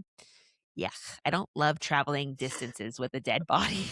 That actually upsets me a lot. Also, how many great and terrible objects are there around here? And what is it? Where is it now? Does it have I a know. name? Why are we so cryptic? I don't Right. understand. And right, and just another object that's gonna so other things besides the cauldron can resurrect people and make people immortal. Who We're the not going fuck to say cares what. about the cauldron anymore then? Find the other thing. Mm-hmm. What is it? Where is it? I know. Why can't you speak its name? What is going on? It's just too Gosh. many. Rhys and Amryn are both like, oh, that's what the king has on Jurian. This is why Jurian works for him. Quote, the king of Hybern must have promised Jurian to use the cauldron to track the item to where Miriam and Draken now live. Why are we acting like this is new information? Didn't we already know this? Well, I, I think that it was more like um the tracking part. Like we knew that Jurian wanted to find Miriam, Okay. but I think that what we now this conclusion we've come to is the king of Hybern is trying to use the cauldron to track her, and that's why Jurian Using is sticking the with him. item. Yes, Okay. yes, or to track the item Well, exactly. right. Using the Yes, cauldron to track the item. Right. Okay. yes. Okay. That makes sense. Jurian, he just wants to kill Miriam himself. Classic. Also, what is the king getting out of all of this? What can Jurian offer? Maybe in the beginning he was useful. He could recount his tales as an eyeball, but now It I could seems see like the king just being like, your use to me is over. I will kill you now." I know, and that's what surprises me too. Like, unless, well, he needed maybe Jurian with the queens. Like, there's things that he needed him for, but now, unless Mhm. he's keeping Jurian around until the queens are gone, because maybe that's his only, Right. I mean, it's like, always probably a good idea to keep everyone around if they're still yeah, loyal to you or they're not causing trouble. You never know hmm when you might be able to exploit someone further. hmm yeah. So, the moral of the story is no one's coming to help Prithian. So, Rhys and Co. have been feeding the territories on the continent misinformation, so they will turn inward and worry about potential war on their own borders and not want to come to Prithian to leave themselves undefended. Farah's like, slow clap, standing ovation. I could not be more impressed with this subterfuge. Rhys also went to Hybern to spy and gather intel. What? Also, suddenly Rhys's magic isn't being tracked anymore. He can just go do whatever he wants. Again, the king knows Rhys has the book, and Valaris isn't really a secret anymore. So, what's going on? Or it's just like, that was a different book. Shut up, please. This is no longer relevant. So I think, so this is just my personal opinion on this because this made me laugh too. I think Rhys was being tracked because they knew that he had Feyre. Once she was back Okay, in the yeah. spring court, Hybern at least felt like he had an eye on her. Like that was the only Mhm. thing I could think of. Like he knew where she was then, and he Yeah. had easier access to her potentially with Tamlin Mhm. because they had made a bargain. So Right. I Well, don't know though. clearly he should have left his little magic trace on Rhys because or maybe Hmm he did and he was like, I knew you were here. I was feeding you wrong information in Hybern. Go ahead and spy away. Not gonna find Right. nothing. Right. Rhys was hoping he could find some way to get Hybern to collapse from within, but Hybern has basically been a bubble for 500 years, and the people there want to go back to the good old days when they had human slaves to do their work, and when there were no barriers keeping them from what they now perceive as their right. Their slogan is "Make Hybern Great Again."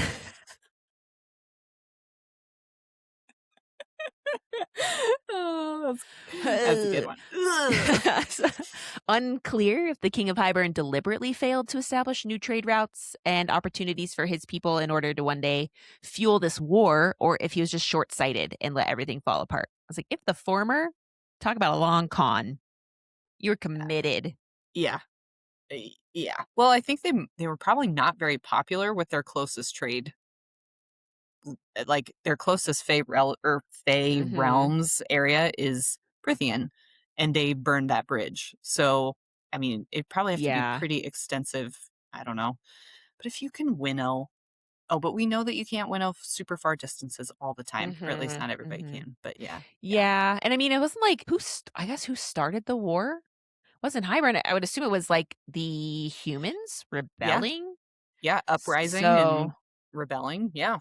right. So you would think maybe like Hybern didn't necessarily have a bad relationship with hmm the Fae. You know, it makes sense. You got to be on one side or the other. Yeah. restitution. I don't know. But Yeah.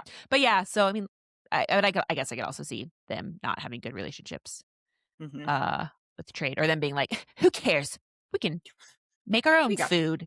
yeah. Trade schmade. There were and still are a lot of high fae who believe humans are property in Prithian and other places. So when their slaves and lands were taken from them and they had to move above the wall, they were pissed. For the privileged, equality and equity feel like oppression. It's like the allegories. Okay. And Hybern, since they didn't have to cede any territory and their population remained unchanged, they are isolated, growing poorer, and they view the days before the war as a golden era. Apparently, the king of Hybern's favorite book is Mein Kampf. Seriously, though. Feyre says everyone in Hybern has to be insane to think that, and Rhys agrees with her. And I don't really think it's fair to call them insane or like ignorant. I mean, really, what else would you expect after being fed this propaganda? And their lives really are worse than they were before the war. Y Yeah, exactly. The citizens of Hybern are being fed one set of information. You can't blame them for not knowing or Hmm. understanding the other machinations at work. Yeah, Personally, that's how I feel too. Yeah. totally. I mean, the masses, yeah. Rhys does caveat this, though, by reminding Feyre that the king has encouraged these limited worldviews and hasn't expanded trade routes. He didn't allow any other territories to take any of his land or bring their cultures.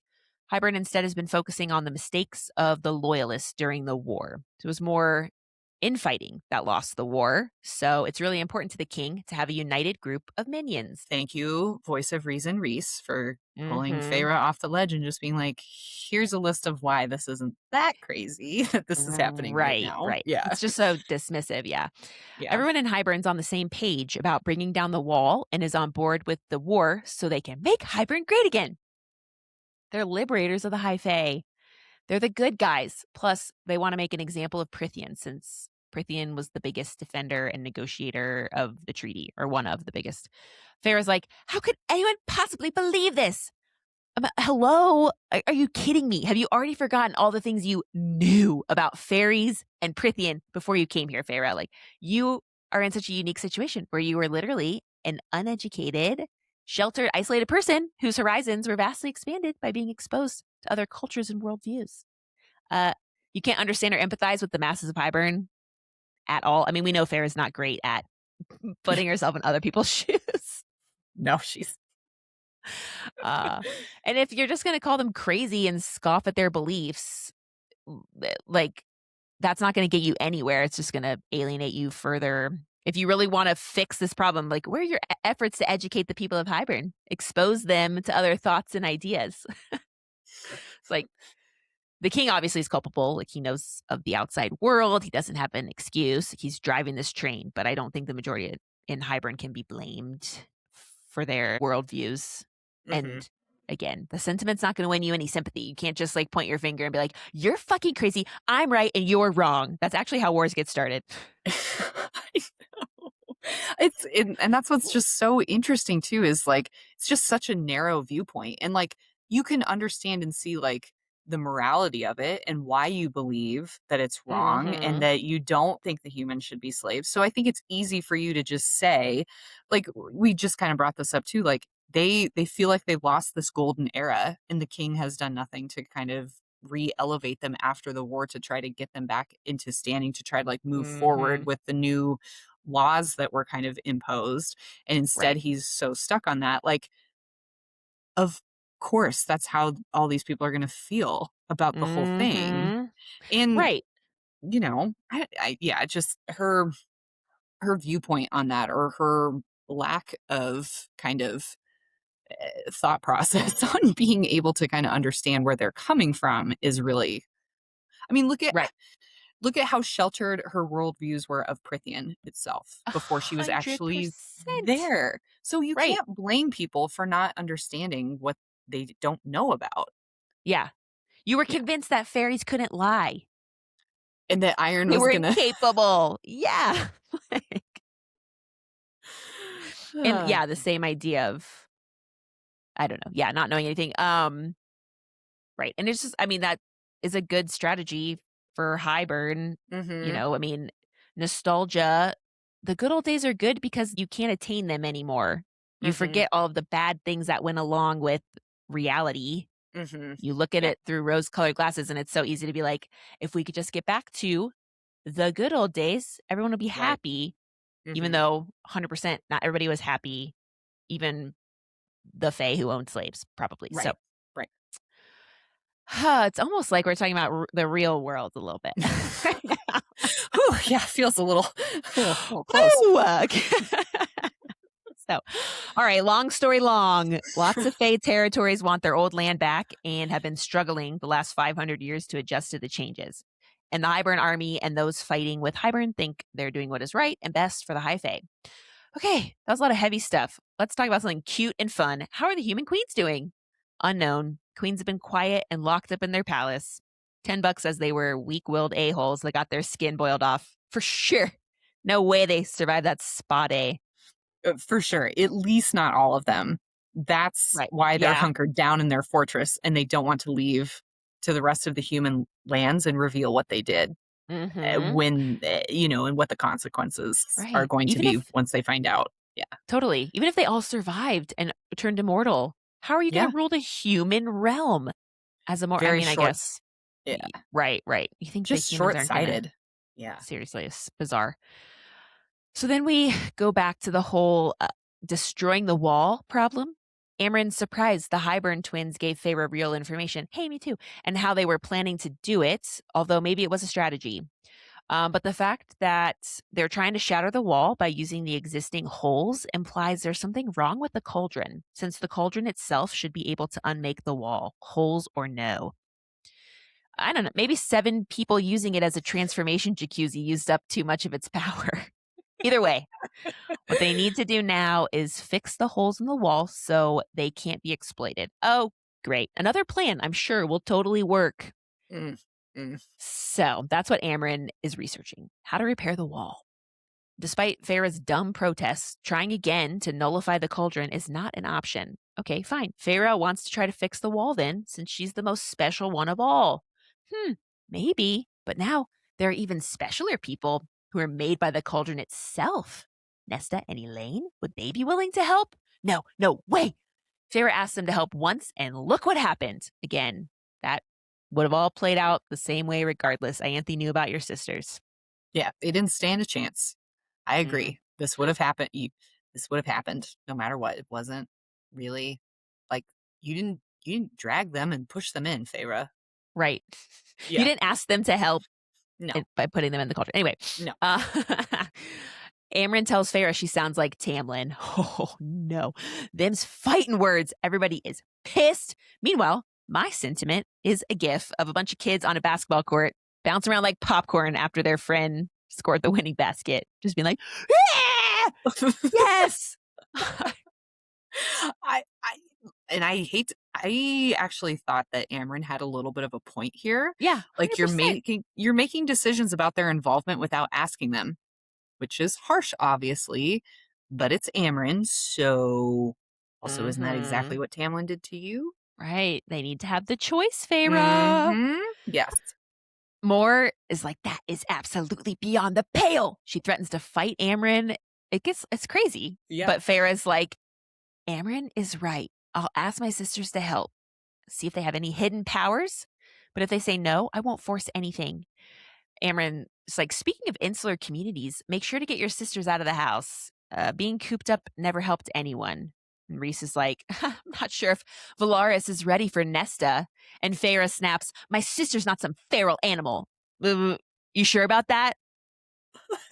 Why is she still so vehemently defending her sisters when I still don't think they would not do the same for her?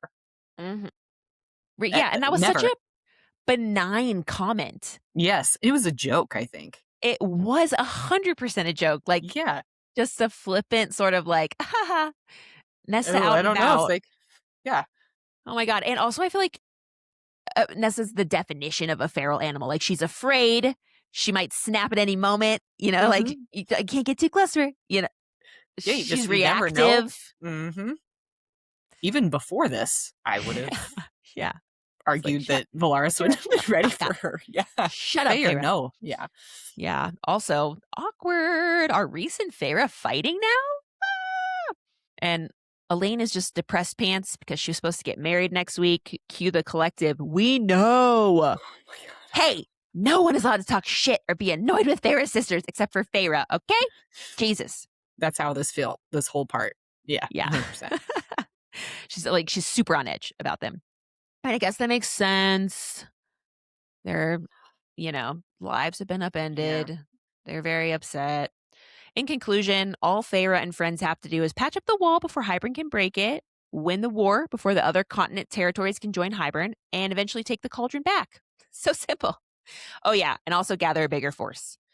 Tomorrow, Rhys is going to send out invites for a meeting that's going to happen in 2 weeks that all the High Lords are invited to. Literally cannot wait for that shit show. Oh, it's going down. I can't wait. Mm. Yeah. Meeting location is TBD for the moment. So then Cassian flies Feyre back to the House of Wind later for dinner so he can keep exercising his wings.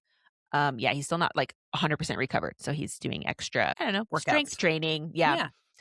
Feyre's stewing a little bit because things are weird between her and Rhys since she snapped at him about Nesta not being a feral animal. Feyre has challenged Rhys before, but not as High Lady. So while they're flying, Feyre asks Cassian if he'd use Nesta to see if she can somehow fix the wall. Cassian says yes, not only to save the world, but also to get Nesta out of the house, which just made me LOL because it just seems like one reason is more important than the other. Yeah. I mean, to the world at large, yes. Maybe to Cassian, he views both of those as pretty equal. Mm-hmm. But maybe her just having a goal will get her out of the house. I don't know. It's funny, Right. though. Very funny. Yeah. He's clearly, we can all see it, Cassian. Okay? Right. You're being a little obvious there, buddy. Yeah. Mm-hmm. Feyre asked Cassian if he also felt the difference in Nesta when she came out of the cauldron. Like all the steel and fire already in Nesta became magnified and cataclysmic. Quote, like looking at a house cat and suddenly finding a panther standing there instead. End quote. A panther! Like a feral animal panther? You're going to actually compare her to a feral animal. But when Rhys makes a little joke about Nesta walking around Valaris, that's taking it too far. Okay, got it. It's decide how you feel, Feyre, or at least don't get mad at other people for feeling the exact same way you do. It's ridiculous. Right. Or she's just projecting. Rhys makes a little joke and she's like, my sister, the feral animal. Don't you dare talk about her that way. Okay. Feyre, don't piss me off. Cassian's like, yeah, I think about that a lot, actually. It's seared into my brain. But there has been no glimpse of that from Nesta since, unless she's really mad at Cassian. Cassian says he doesn't think Nesta will ever forgive him for what happened in Hybern. To Nesta, but especially to Elaine. And Feyre tries to reassure Cassian. She's like, dude, your wings were shredded and you were bleeding out. But Cassian had made Nesta a promise, and when it mattered, he didn't keep it. Feyre's like, well, I still have nightmares about you trying your best to get to her, just like Rhys had tried to get to Feyre when she was being killed by Amarantha. Huh, what an interesting parallel to draw here. Mm-hmm. Feyre wants to know why Cassie even bothers, and he replies, because I can't stay away. Huh, where have I heard that before? Who knows? Never heard of that. Never. Huh. But sounds familiar. I just really can't does. put my finger on it. Just can't do it. Nesta, surprisingly, joins everyone for dinner that night. I'm guessing this is the first dinner where absolutely everyone is present, minus Elaine. She's too sad to do anything. So yeah, I would assume Nesta has not eaten dinner with them up until this moment. So that's kind of crazy too. I mean, just because Sarah's back, you're going to come eat? That seems like a big, you know what I mean? Big step. Everyone be nice to Nesta. Let's don't scare her away. She's a feral animal. Nesta's dress is beautiful, and Moore wants to know where she got it from. Feyre thinks to herself that she's going to have to go shopping soon since she's High Lady. And Nesta, of course, doesn't think this banter is fun at all. It just must be absolutely exhausting to keep up this level of uptight hyper awareness. You can't relax for 1 second when you're trying to be that angry all the time. Also, quick side note, I don't know if this happens around this time, but Feyre and Rhys keep referring to each other as mate when they talk to each other and when they talk to other people. and I hate it. I'm like, just use his name. Everyone knows who he is. Only call him your mate when you're talking to a stranger that doesn't know Rhys. That annoys me in real life when people call their like cousins cousin or like their sister sissy brother. Like, oh hi boyfriend. What do you? Where's boyfriend? Shut up. Disgusting. This made me laugh so hard. Because it drives me crazy. Like, I don't mind terms of endearment, but not like that. Mm-hmm. Do you know what I'm saying? Like, hi husband, how are you yeah. today? No. There was once too where Rhys says like, he's like, I can conceal myself, mate. And I thought he was talking to Cassian, being like Australian. And I was like, oh my God, he's talking to Feyre and calling her mate. I hate this. Like saying.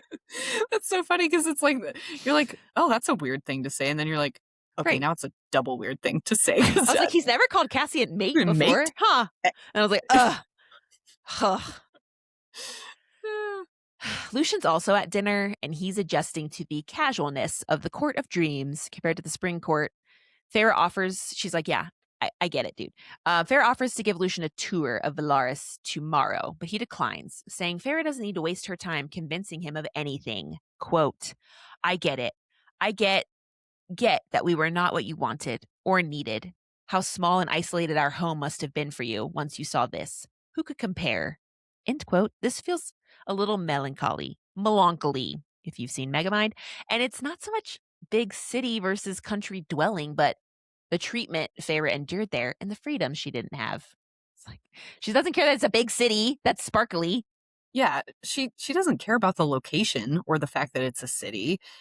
It's her true home, what she has with these people. It never was about the location, but the way that she was made to feel while she was there. Right. Totally. She feels at home with these people. It's not because of how beautiful the city is. Yeah. Yeah, totally. Everyone sits at the table, and Nesta asks Amren why her eyes glow. Huh. No one has ever asked Amren that before. Quote, they glow because it was the one part of me the containment spell could not quite get right, the one glimpse into what lurks beneath. Nesta asks the natural follow-up question, what lurks beneath? Everyone's shitting their pants, but Amren's just like, no one's ever asked that either. It's kind of rude, but Amren goes on, quote, we are the same, you and I, not in flesh, not in the thing that prowls beneath our skin and bones, but I see the kernel, girl. You did not fit the mold that they shoved you into, the path you were born upon and forced to walk. You tried, and yet you could not fit. And then the path changed. I know what it is to be that way. I remember it long ago as it was. Is it even really that scary?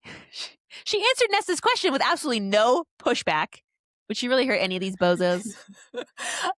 I personally think she has chewed them out previously, just because I can imagine it happening that way. But Amren sees something in Nesta that makes her different and other, like she is. Like calls to like. Brief pause. I really have a hard time imagining Amren being anyone besides Edna Mode from The Incredibles. Yes, I think of her hair like that too. And the way she talks, oh, darling, and just yeah. Darling. Yeah. Darling, yes. Edna Mode. That's so funny. Yeah, and Amren just seems to I don't want to say like dote on Nesta, but did you know what I'm trying to like? You know what I was just thinking of? Okay, remember previously in this episode we were talking about when I see someone running like this, favorite freaking dash across the water and he's getting shot at. That is exactly what I'm imagining Feyre and Lucien running and looking like. Yes. Totes. I was also imagining like Elsa running across the frozen lake and turning it ice. But yeah, I feel like Amren's like a doting grandpa, that is like mean and scary, but his, grandchild that he loves He's got so a much, favorite. Yep. He'll just let them do anything to spoil them. So Nesta just stares at Amren and then just says, I don't know what you're talking about after all of that. Amren sort of laughs and says, when you erupt, girl, make sure it is felt across worlds. I was like, I wonder how important Nesta's going to be later. She seems important. Enough of this chit chat. Yeah. Cammy's like, I want to say so much stuff, but I won't. It's time to eat. Everyone's going to eat food now. Rhys snaps his fingers and food appears, Harry Potter style. Dinner banter ensues while Lucien and Nesta are getting used to being around casual, irreverent beings. And Nesta tells Feyre she understands now what Feyre meant about the food back in the mortal realm. When Feyre was at their house, she's like, the human food tasted like ash in my mouth. And I was like, that's a concession from Nesta. Wow. Big time. Yeah. Crazy. I'm surprised Crazy. Feyre wasn't like, oh, really? And like made it bad or something. It's like, just be like, wow, Nesta, thanks. That's cool. Yeah. Feyre and Cassian make plans to start training again, and that segues into who will attend the High Lord meeting. And Rhys tells Lucien that invites go out tomorrow, calling all the High Lords to gather to discuss the war. Lucian's like, are you dumb? Make sure you hide Feyre's powers because, quote, my father would likely join with Hybern if he thought he stood a chance of getting his power back that way by killing you, end quote. What? First of all, it's not your power anymore, bitch. Also, who's to say it would go back to anyone and not just evaporate into the air? Also, you gave it to her. You gave her your sparkle. What do you expect? I thought this too. I definitely need a better understanding of power and power sharing, especially after they ran into Lucien's brothers and somehow shared. I'm very intrigued by this now because I didn't catch this on my first read through. Second read through. Whatever. Yeah. However many I did before this. Yeah. Mm-hmm. We need answers. We need answers. We need answers. Okay, great. So now we have to figure out what Lucien's brothers gleaned while chasing/fighting Feyre. It seemed pretty clear that Feyre has a lot of different magics floating around inside of her. Moore thinks even if Eris knows, he might keep that information to himself and convince the other brothers to do the same if he thinks it'll be more useful that way. Lucien's like, well, you better find out because they might use that information to control you or the meeting or just go straight to Hybern and not attend at all. No one asks if Lucien thinks Tamlin will show up. It's too fresh. Too fresh. Lucien and Azriel will meet tomorrow to start working to get some autumn court gossip, and Rhys tells everyone there's another meeting that needs to be had. That's right, with the Court of Nightmares. Rhys is going to ask Keir to fight in the war with Keir's Darkbringer Legion. Nesta's like, are you their boss? What is this asking business? Just tell them they have to. Right, Nesta, good point. I also thought that. But it doesn't work like that because, of course not. There are protocols in place between the two sub-courts regarding this sort of thing. The Night Court governs itself with Moore's father as their steward. The steward of the hewn city is legally entitled to refuse to aid Rhys's armies. It was part of the agreement Rhys's ancestor made with the Court of Nightmares all those thousands of years ago. The Court of Nightmares would remain within the mountain, would not challenge or disturb the rest of the Night Court, and they would retain the right to decide not to assist in war. Talk about a loophole. So dumb. Boo. Hate that. So they're going to go in 2 days, even though Moore says not to bother since her father will say no. No biggie. Rhys will just have to figure out a way to convince him. I mean, they fought in the war 500 years ago. Moore isn't jazzed, and everyone else is kind of tiptoeing around stuff. Feyre wants to try to push back, but she can't get over the fact that she already snapped at Rhys, so she doesn't want to cause another scene. Feyre changes the subject and tells Cassian she'll meet him at 8 tomorrow morning to resume training. Feyre asks Nesta if she wants to join. That's a hard no. And then Feyre also says she wants to learn how to fly. Gasp! Everyone is shocked by this. Nesta didn't know Feyre could grow wings, so I'm sure that was a nice surprise. But yeah, I mean, knowing how to fly would be useful. Feyre can help fight, maybe. And worst case, flying may help her escape if things go bad. It's going to be really tough, though. It takes Illyrian decades to learn how to fly, bear the weight of their shield and weapons, and fight an Illyrian unit. Luckily for us, Feyre isn't an Illyrian. She's a human turned immortal, so I'm sure she'll have no trouble at all. I mean, I kind of hope she does. She doesn't seem very coordinated naturally, even now that she's a Fae. I mean, remember her combat training?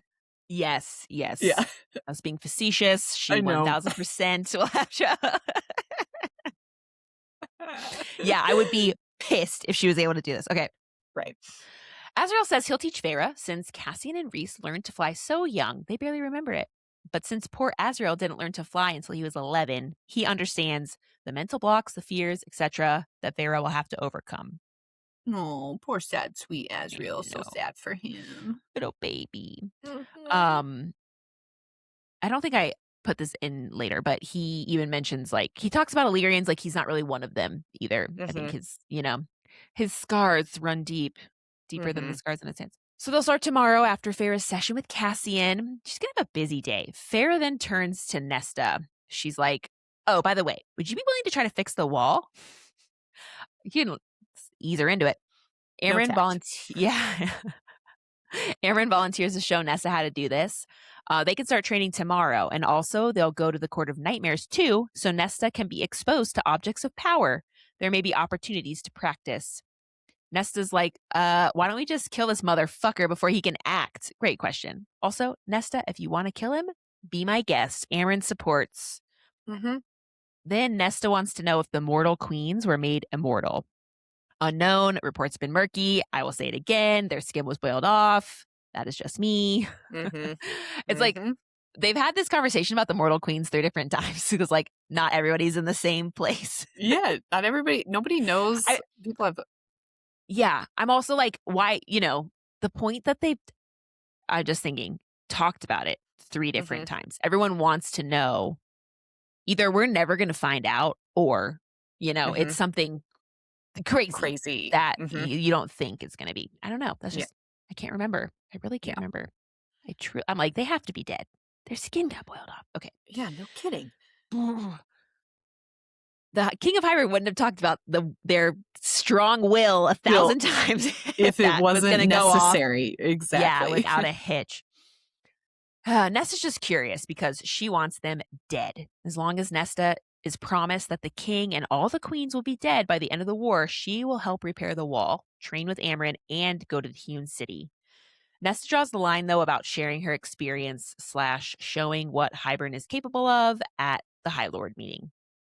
Feyre has no idea how traumatic swimming in the cauldron was, and Nesta will not grovel or beg High Fae, who would have killed Nesta as a mortal, to help. And it's still very fresh. Feyre struggled for months after Under the Yeah. Mountain. I think it's understandable that Nesta is not ready for all of this yet. Feyre was at Mhm. least ready in, like, she was already in Prithian and at least somewhat used to living there when she was turned. Nesta Yeah. and Elaine have Mhm. no, and even though it's obviously a very limited and very, you know, uh, confined view of Prithian, like, at least she was used to kind of the Fae and Right. the people and the, kind of what the traditions were in the courts, and she understood at least something about what was Mhm. kind of going on up there. That was, yeah, Plus, she wanted to be there, and she loved Tamlin. yeah. Nesta and Elaine Um, don't want to be here. I know, and even Feyre had such a long, transition period when she was first brought to Prythian. She was also brought against her will, Mm-hmm. and she hated the Fae. I mean, sure, Nesta and Elaine know a couple of Fae that Feyre is vouching for, but, like, they also still have their deep-rooted prejudices, and they don't like them or wanna be yeah, like, Feyre's And then just a group of bad Fae just turned them. Like, right. obviously, it's a little Yeah. traumatic. Yeah. Whew. And Farrah's like, "I just don't what? I can't even Yeah. possibly understand where you're coming from." Help me. Help me. Yeah. So Nesta's like, "It's not my fault if you're unreliable and you can't convince them yourself." Nesta won't whore her story on Farrah's behalf, and don't even think about asking Elaine. And I was like, I can't blame Nesta at all. Actually, I'm on her side, and Farrah's being a dick. I would counter argue that maybe seeing Elaine would turn the tides, though.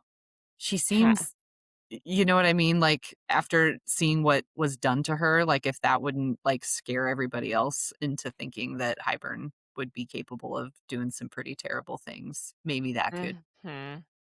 help them a little bit. If Yeah. Elaine was like, "This was horrible and this is what happened to me," and they're like, "Oh, we don't wanna side with that guy," but if he's got Right. power to do these things, so Yeah. I don't I feel know. like the angle is like, what if he turned every single human immortal and then you had to fight with all the humans that are now Mhm. immortal? Ooh. Hmm. Who knows? My other thought is like, Elaine is a delicate flower and everyone loves her. So maybe just meeting her, they would be like, oh no, They poor feel so bad. Elaine. This is Mhm. horrible for Yeah. you. I guess we'll never know. I'm assuming Yeah. they don't go to the they don't go to the High Lord meeting. Uh So later, Rhys and Feyre were leisurely walking around Valaris. We cut to them. Most of the damage from the Hybern attack has been repaired, but there's still some evidence throughout the city. Rhys and Feyre are kind of talking and joking about how Nesta is, shall we say, difficult. Feyre reflects that maybe she should have talked to Nesta in private about speaking at the High Lord meeting. Feyre wants to know how Rhys has found the balance between High Lord and family with the inner circle. Well, it's been 500 years and he still makes mistakes. So good luck, Feyre. Rhys apologizes for earlier in the loft. He didn't mean to insult Nesta. And Feyre apologizes for snapping at Rhys / undermining him. Even that was not even that big of a deal. Her like No. snapping at him. It's like a 2-second thing. Feyre's still living in Tamlin / Springcourt worlds. Rhys is like, oh my God, don't be weird. We were just in front of family. And they both agree that in public, they won't undermine each other and they'll talk / challenge, question each other through the bond instead. Important to show a unified front for these initial years. If they survive, that is. But yeah, Rhys doesn't have a problem with Feyre pushing back and challenging him. It's fun. I mean, he loves the banter and the sparring. That's why they're mates. That's why they can put up with each other. The Yeah. cauldron knows that they can handle that. That's The part of their cauldron relationship. knows. Mhm. Yes, and Yes. everybody else is talking shit all the time. Right. Cassian, Azriel, and well, Azriel doesn't really do much, but Cassian and Amryn, everybody's pushing back at More. Rhys. Yeah. Yeah, Yeah. giving him Yeah. shit constantly. Mhm. Just typical. Also, they're equals that grant each other the gift of honesty. That's nice. Farrah's like, okay, speaking of being honest, be careful working with Kier. He sucks. And also, it could really hurt more. Are his troops really worth it? Couple things here. Yes, the troops are definitely worth it. And also, it's been 500 years. No offense to Moore, but get over it. This is your job. Like maybe someone else needs to be assigned this position if you hate it so much. Right. It makes me think like, what's still going on with your family that scares you that much? Are you afraid something's Mhm. going to come out every time you go to the Court of Nightmares? Like they're going to reveal something? Are they holding something over your head just as much as you are over their own? Like, I feel like there's Right. secrets, and there's a reason that she still gets so nervous going to Right. the Court of Nightmares about Because I mean, information being revealed in some yeah. fashion. And it's like Yeah. ultimately Reese is still the number one head boss. Right. And nobody, if they fuck with you, like they're going to get torn limb from limb. You're like, Hmm. it's not worth it. Yeah. Also, send Amryn in. I feel like Yeah. Just she send more would with be Amren. fine. Yeah. It's But like, I don't know if the Court of Nightmares knows that Amren's in their inner circle. oh, I don't think that it's known by them. okay.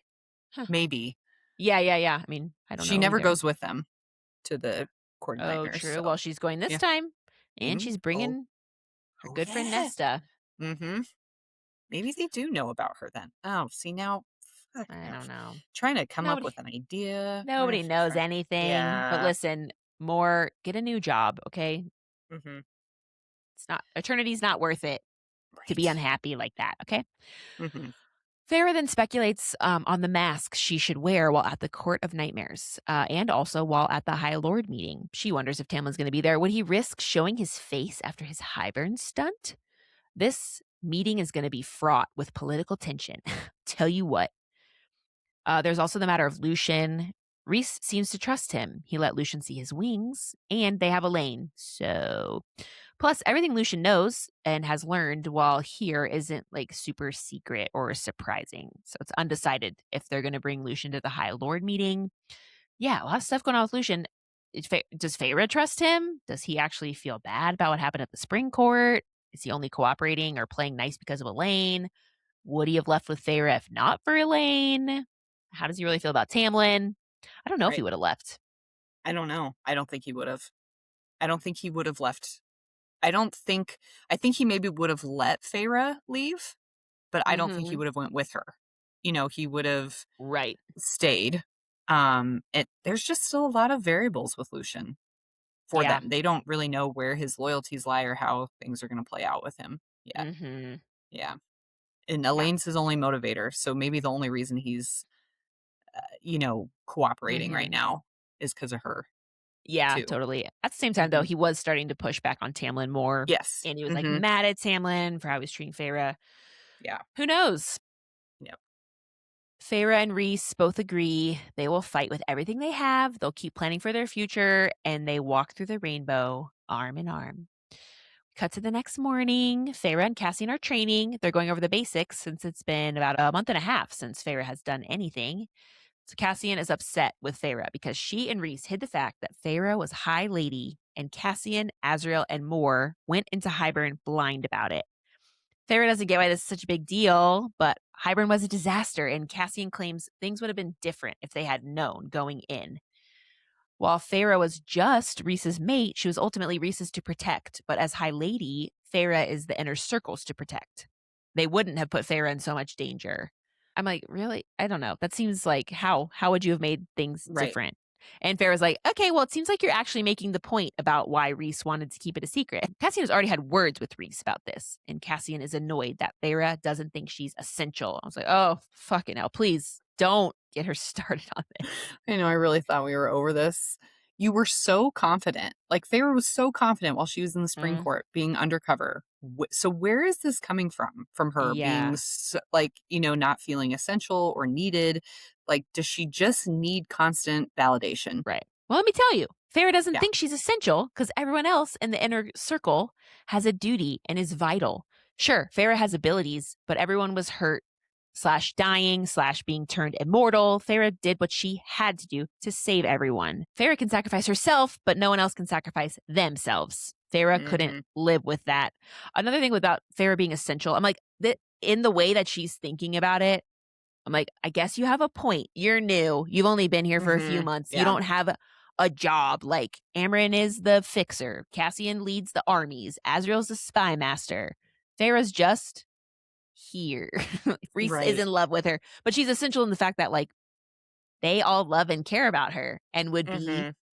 distraught if she got hurt or died, and Rhys would never recover if she died. So Mhm. in that sense, yes, you are essential to the court, Yes. but she's Mhm. like, if I wasn't here, everything would keep going on as normal, except everyone Well, would just be depressed.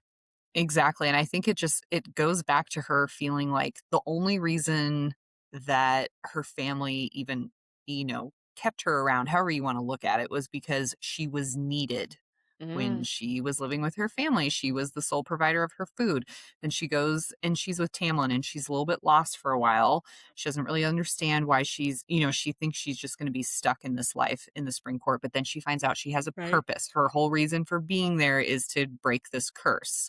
And so now she's kind of like, yeah, I've got all these powers, but like, what am I supposed to do with, like, there's still like this kind of up in the air on, she hasn't honed or trained all of them. She doesn't really know like what she's Right. going to do with them or about them. Like, Yeah.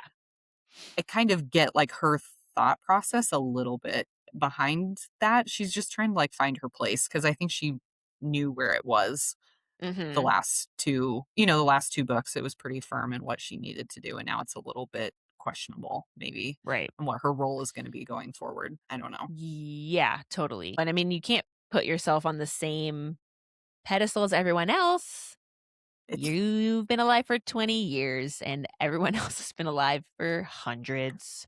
Yeah, they're pretty set in their roles within their yeah, Mhm. within the court, yeah. Yeah, so but people care about you, Farah. They don't want you to die. I want you to die, but nobody in the inner circle wants you to die. Just kidding. I want Farah to stay alive. Okay, Cassian For says Reese. yeah, yeah, yeah. Cassian says anything could have happened to Farah in the spring court. Farah cannot deal with people being overprotective of her, even though she is the most naive and inexperienced of all of them. And it's not being overprotective. It's like, again, he's worried about you. He would be sad if something bad happened to you. You idiot. She needs to know that they need her, but not to actually need them too. Mhm. Like, what? It doesn't make Yeah. sense. It's Yeah. just so dumb. Yeah, so Farrah's like, Rhys isn't giving me a hard time. Why should you? Cassian drops some knowledge. Rhys was beside himself the whole time Farrah was gone.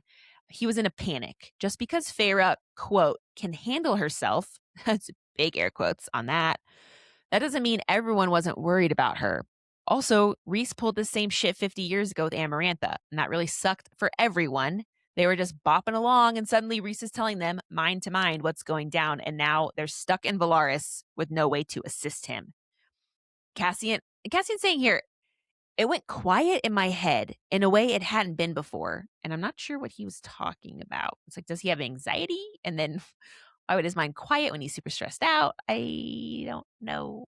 I know, I don't really get it either. I'm like, is Reese almost like a presence in his mind at all times, and then Yeah. he was gone? Like, I don't know Yeah, what to maybe he think talks to about them all that. the time. Yeah, Right. it's It's just very we yeah, interesting. Yeah. didn't make sense. It's like, what? Mm-mm. Cassian reminds Feyre that she and Rhys can rely on other people. They don't have to do everything themselves. Delegation is important. Things start to get real for Feyre here. She starts to get concerned, realizing that if it comes down to it with this war and Hybern, Rhys will lay down his life to make sure his family is safe. Feyre is slightly saved from her spiraling by the arrival of Nesta. Nesta isn't here to train with dumb Cassian. She's waiting for Amryn. Nesta really seems like she's all talk. I mean, obviously, her prickly attitude is a front. She's always described as stiff, tense, etc. And I just imagine she's extremely self conscious 24/7 and exhausted from being on high alert constantly and ready to be mean to people. Yeah, bingo. 100%. Yeah. Mhm. Nailed it. Beep, beep. Cassian continues to mess with Nesta. They're bickering. Luckily for Feyre, Azriel shows up and takes Feyre out to a pine forest by a lake to practice flying. Azriel chose this location since falling into water is better than falling onto rocks. Yes, although this seems kind of unnecessary for their first lesson since Feyre still has a long way to go before she actually begins trying to fly. Seriously. For Yeah. Yeah, like, I mean, why would you even leave? Yeah. She spends this whole time. First, Feyre has to conjure her wings. Cue some Tamlin talk since she has to tap into his magic. Ha! Also, she's conjured wings multiple times, but this time's like a drawn out, serious process where she's making sure she gets them perfect, etc. Guess when she's not angry, it takes a lot more. Make her wings come out. Azrael helps her get them right. It turns out holding up gigantic wings on your back uses a lot of muscles, so Feyre mostly works on just opening and closing her wings and holding them off the ground. Feyre's like, ugh, maybe learning to fly isn't actually worth it. This sucks. So funny. So now flying, if you want to call it that, lesson is over, and Rhys takes Feyre to the library beneath the House of Wind so they can research about the wall holes and the cauldron. Feyre has never been to a real library before. There were great libraries below the wall before the war, but human access was limited because the books were about magic and other things the Fae wanted to keep humans from knowing. Turns out, there are some spells that don't require magic from the wielder, only the right words or use of ingredients. That is interesting. And Mhm. once the wall was built, books were winnowed out, or if there was no time, they were burned. Cute little Library of Alexandria moment. The thought of burning books and losing No. knowledge just hurts my soul. Hmm. Then Farah wants to know about what happened to half human, half fae individuals once the wall went up. Most half breeds, as Rhys calls them, were the result of slave master unions, typical, and most Mhm. usually chose to stay below the wall with their human mothers. But humans being humans, half breeds are mostly treated as outcasts and pariahs. Best case and worst case, they were punished for the transgressions of the fae, basically, which is like, what the fuck? Come Mhm. on. Then above the wall, they were deemed even lower than lesser fairies. Um, wow. They even got this type of treatment in idyllic Valaris. No, humans hadn't been allowed into the Night Court territory for centuries.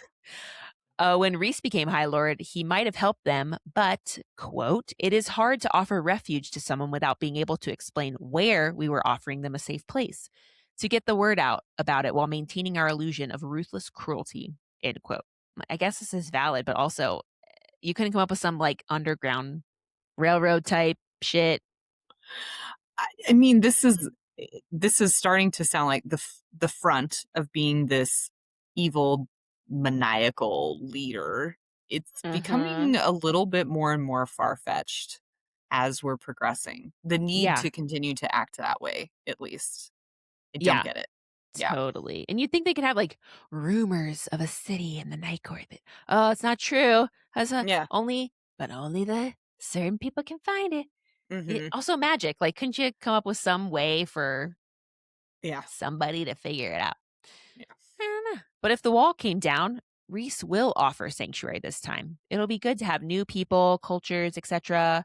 Um, Good luck getting through the rest of Prithian, though. I don't know how you're going to Right. get there. Feyre and Rhys enter the library and are greeted by a high priestess named Clotho. Feyre is a little put off by this, but Rhys explains the library is run by dozens of high priestesses. Clotho has gathered books for them related to the subject they want to research. And Clotho she was assaulted by a group of males and they destroyed her hands. So they're damaged irreparably. And those males cut out her tongue. Moore found Clotho and hunted down the males. Yay! I hope they suffered. I really hope they did too. I'm sure they did. Sure they Yeah, did. get it, Moore. Moore stayed with Clotho in the library for a month, helping her recover, and all the other priestesses that work in the library have similar stories, and Rhys made this library a refuge for them. Outsiders are allowed to use the library for research, but only if the priestesses approve, and the library belongs to them. Rhys kicked out the scholars who used to work here and moved them to other libraries in the city, and now they can still access this library, but only if the priestesses allow it. And Feyre thinks, quote, choice. It had always been about my choice with him, and for others as well. I mean, clearly not for everyone, though. He kicked out those scholars without a choice. Choice for women only, which sounds like I'm being sarcastic, but I actually do mean that sincerely. I know. It's like, oh, you like uh, I kicked all of you out to make room for these women, which needed a space to be, but also it's like Yeah. forget about all of your knowledge and information that you've had on the library. I'm bringing all these other people in instead, which Right, is right. interesting to me. Yeah. Or just, Reese makes a lot of choices for other people that, Mhm. he's like, know better than you. Mhm. Mhm. So the library is gigantic. It's crazy huge, and it extends down into a pit of darkness, but lining the walls around the pit are books and cozy seating areas. Unknown what's at the bottom of the pit. Cassian flew down there once, but he came back up like a bat out of hell. Haha. Sorry, I could not say that. He's I white as a can't wait. ghost. I can't wait. And to this day, he still won't talk about what he saw. The library is a refuge for Rhys, and he will come here and hide when he needs peace and quiet and to be left alone. He came here often under the mountain, which interesting choice. You'd think he wouldn't want to be underground anymore for a little bit. Yeah, very interesting. Unless it's just quiet Mhm. and open. I mean, I'm imagining this as like a massive cavern Yeah, like maybe it of doesn't feel like you're underground, maybe, I don't know, but except you agreed. are and it's Yeah. dark. I don't know. Yeah. Farah thinks it's kind of a miracle she can be underground right now. Yes, it is. Reese is very proud of her. Aww. Mm. And a miracle, Farah can read things. Thank you, Reese. Right. Without Reese, you would not. You would just be like, "Ooh, these are just pretty looking books." Yep. She would be down there being like, oh my God, a library. I'm such a stupid idiot. I can't even be down here. Books. Cue some banter about Farah and Reese boning in the library. Um, Things get a little hot and heavy, and Farah is totally down. But then Reese abruptly winnows away and leaves Farah hanging so they can research and not be distracted. Rude! Also, apparently, you can winnow in the library, but nowhere else in the House of Wind. I'm sure that won't be important later. Or something that Farah, in a desperate type of situation, doesn't forget later. But I don't know. We'll see. Uh, so they research for 2 hours and they find some interesting stuff. Some stuff, yeah, Reese hadn't known. And remember, he'd been healing at the cabin in the mountains from his Amarantha captivity / wing wounds when the wall was formed and the treaty was signed. How do we get a copy of the fucking treaty? You'd think Reese would have found a way to read the treaty. Give me the treaty now. There's not a treaty in this library? No kidding. Or a Where's copy of the it. fucking treaty? Right. It seems like a very important document to And have. no one has read it. Yeah. People are like, What? I don't know. The treaty is, yeah, the treaty is super. The treaty says this. We don't know shit about the treaty. Ah. Turns out the wall had not been made to last. That was not the intention behind it. The wall had merely been a temporary solution to cleave human and fairy until peace settled long enough for them to later reconvene and decide how they were to live together as one people. What? Who came up with that? Of course it didn't work. How are you supposed to decide how to live as one people when you're completely separate? Why would you even you should squish them together, put some Yeah. humans from the bottom up to the top. Right, instead of just dividing everything. Right. And not only that, but, like, if it was temporary and Fae are still alive when the treaty was made, how do we not have some sense of a timeline for how long the wall was supposed to Mhm. last? Right. That's why I'm like, why didn't Rhys get a copy of the treaty immediately? And like, how Mhm. does he not know the lore of the He wall? he may have been injured, but how do you not like, Right. you may have You been follow injured when up. it was formed, but yeah, you find out in fact, when daddy Mhm. dies, you're like, "Okay, this seems important information for me to Right. have And like knowledge who of." was responsible for enforcing said treaty and Yeah. for like making them incorporate their lives together or Mhm. whatever. Um, yeah, so of course, the wall stayed up, and as you may recall, humans don't live that long, so that information was lost on the human side over generations. The High Fae who survived just filled the slave vacuum with lesser fairies to replace the missing free labor and adjusted to their new territories, I guess, and accommodated those displaced again. Who was in charge of the long term plan? Think like the High Lord, maybe, Right. but It had big to have oversight. You need a and I mean committee or something. and this is, like, around the whole world or the whole planet, however you wanna view this Right. this Multiple thing. countries at least. Mhm. Yes, because Hybern talks about trying to get allies from the continent that are Mhm. above the wall that's on the continent. Right. So what okay, okay. Yeah, it Okay. just doesn't I'm sure some men were responsible for this decision. Mhm. And then they Okay. lost the information about it. Yeah.